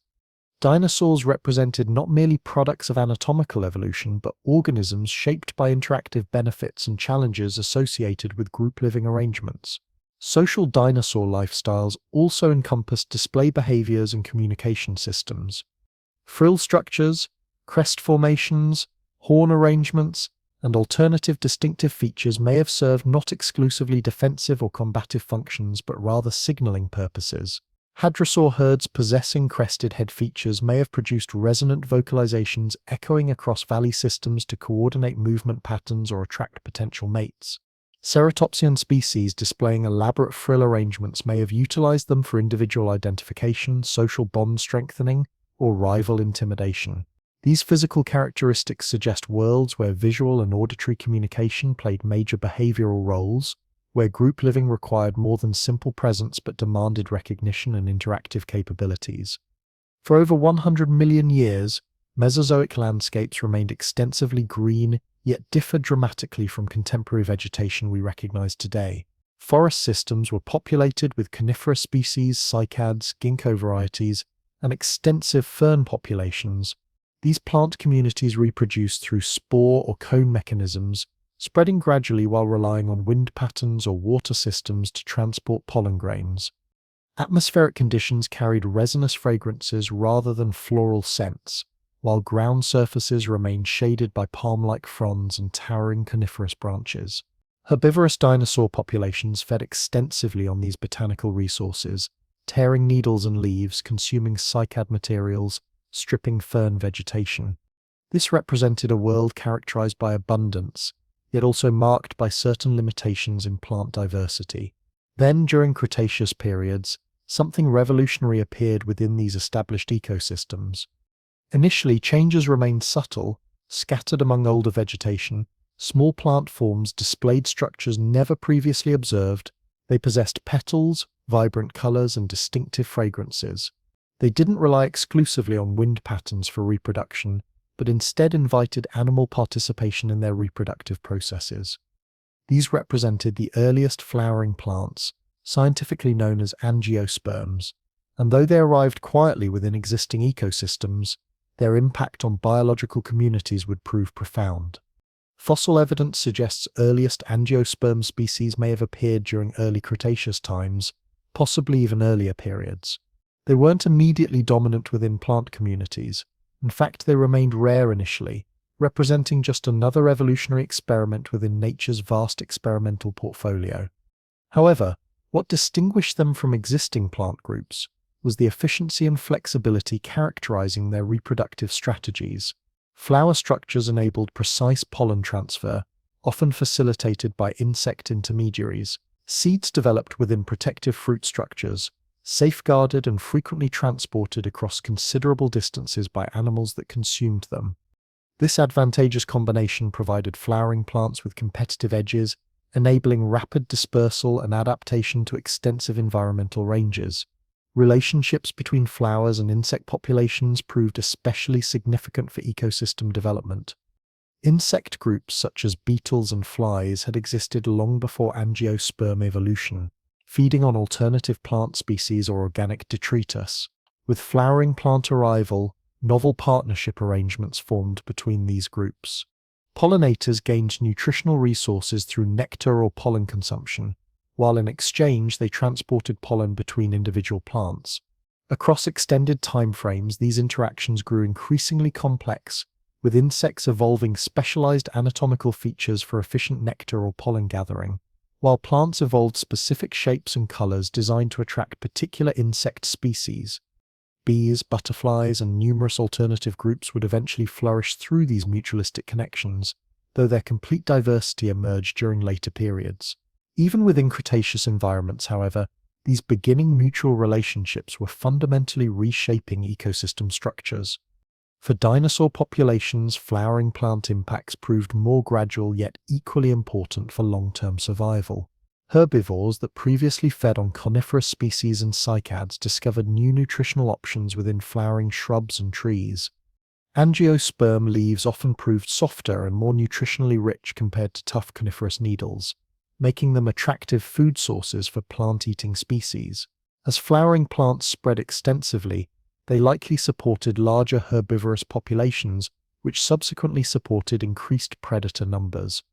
Scientific researchers argue that angiosperm evolution may have fueled certain dinosaur group success, providing nutritional foundations for vast hadrosaur herds and ceratopsian populations that dominated late Cretaceous environments. Landscape characteristics themselves underwent complete transformation through these botanical changes. Earlier Mesozoic forests featured canopies dominated by tall coniferous species, with relatively open understory layers. With flowering plant evolution, new vegetation layers appeared throughout forest systems.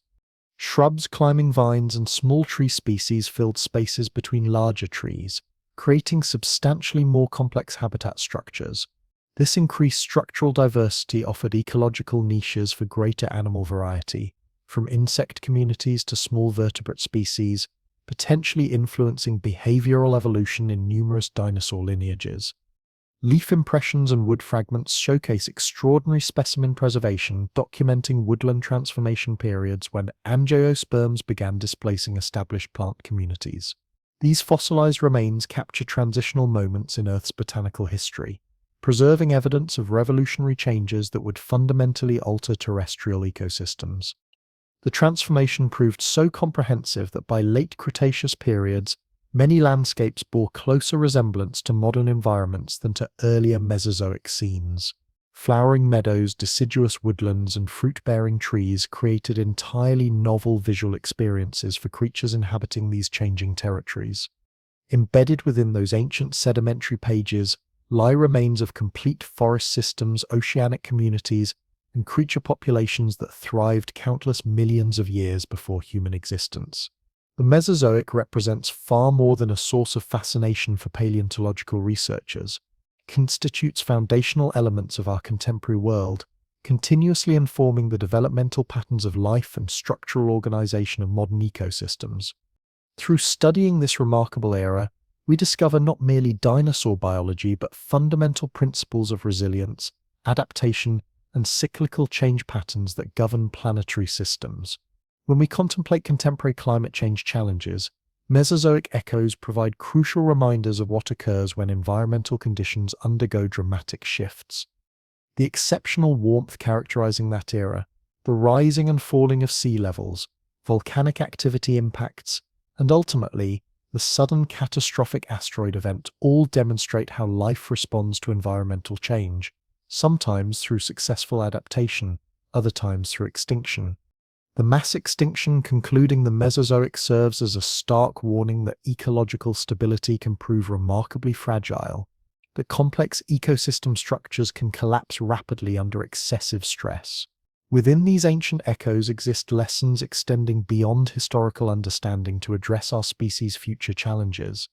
Continuity persists even within seemingly mundane behavioral details. The methodical way birds preen their feathers, the silent manner crocodiles glide through aquatic environments, the instinctive way lizards position themselves for solar basking, all represent behaviors that existed in comparable forms throughout Mesozoic times. These constitute everyday actions linking us across vast temporal distances, connecting our contemporary experience to creatures we will never observe alive, yet can still comprehend through scientific understanding. Through this perspective, the Mesozoic has never completely concluded its influence on our world. It continues operating through surviving evolutionary lineages, persistent behavioral patterns, and enduring ecosystem structural arrangements that trace their origins to those ancient times. These echoes extend even further into human imagination and temporal conceptualization. Contemplating geological timeframes spanning millions of years stretches our perspective beyond the limited scale of daily human existence. It compels us to recognize our participation within something monumentally vast, a continuity that encompasses creatures long vanished from Earth's surface. The Mesozoic teaches valuable lessons about patience, intellectual humility, and profound awe regarding natural processes. It reminds us that we function as temporary participants within a far longer narrative, one that commenced long before our species emerged, and will undoubtedly continue long after our eventual disappearance. Therefore, when we venture outdoors and hear melodic bird songs, when we observe flowers blooming during spring seasons, when we gaze upon mountain ranges rising toward distant horizons or rivers carving their persistent paths through landscapes, we remain surrounded by constant reminders of that ancient world. Mesozoic echoes aren't imprisoned within sedimentary stone formations. They permeate the vigorous life that flourishes today, inhabit the landscapes we traverse, and pulse within nature's fundamental rhythms. They exist within us as well, embedded in the mammalian survival characteristics that provided our ancestral lineages their evolutionary opening following dinosaur extinction. They manifest in the curiosity driving us to uncover fossilized remains, in the imagination enabling us to journey mentally across millions of years while reconstructing vanished worlds. The Mesozoic era has concluded, yet it remains far from lost to contemporary understanding. Its traces endure within both living and non-living systems, in visible and invisible influences, in scientific knowledge and cultural inspiration. Reflecting upon this remarkable period reveals that we exist not separate from deep geological time, but as integral components shaped by its vast processes, carrying its influence within our very existence. Every echo from that ancient age reminds us that life persistently endures, adapts creatively, and transforms continuously. We too represent only one momentary chapter in this ongoing evolutionary story, inheritors of countless millions of years of biological experimentation and survival. The great sauropods that once shook ancient ground with their thunderous footsteps now live on through the hollow bones and efficient respiratory systems of contemporary birds. The fierce predators that stalked Mesozoic forests have left their genetic legacy in the precision and intelligence displayed by modern avian hunters. The flowering plants that revolutionized Cretaceous landscapes continue providing the botanical foundations supporting virtually all terrestrial ecosystems today. Even the geological forces that shaped Mesozoic geography, continental drift, volcanic activity, and mountain building continue operating today, slowly but relentlessly altering our planet's surface.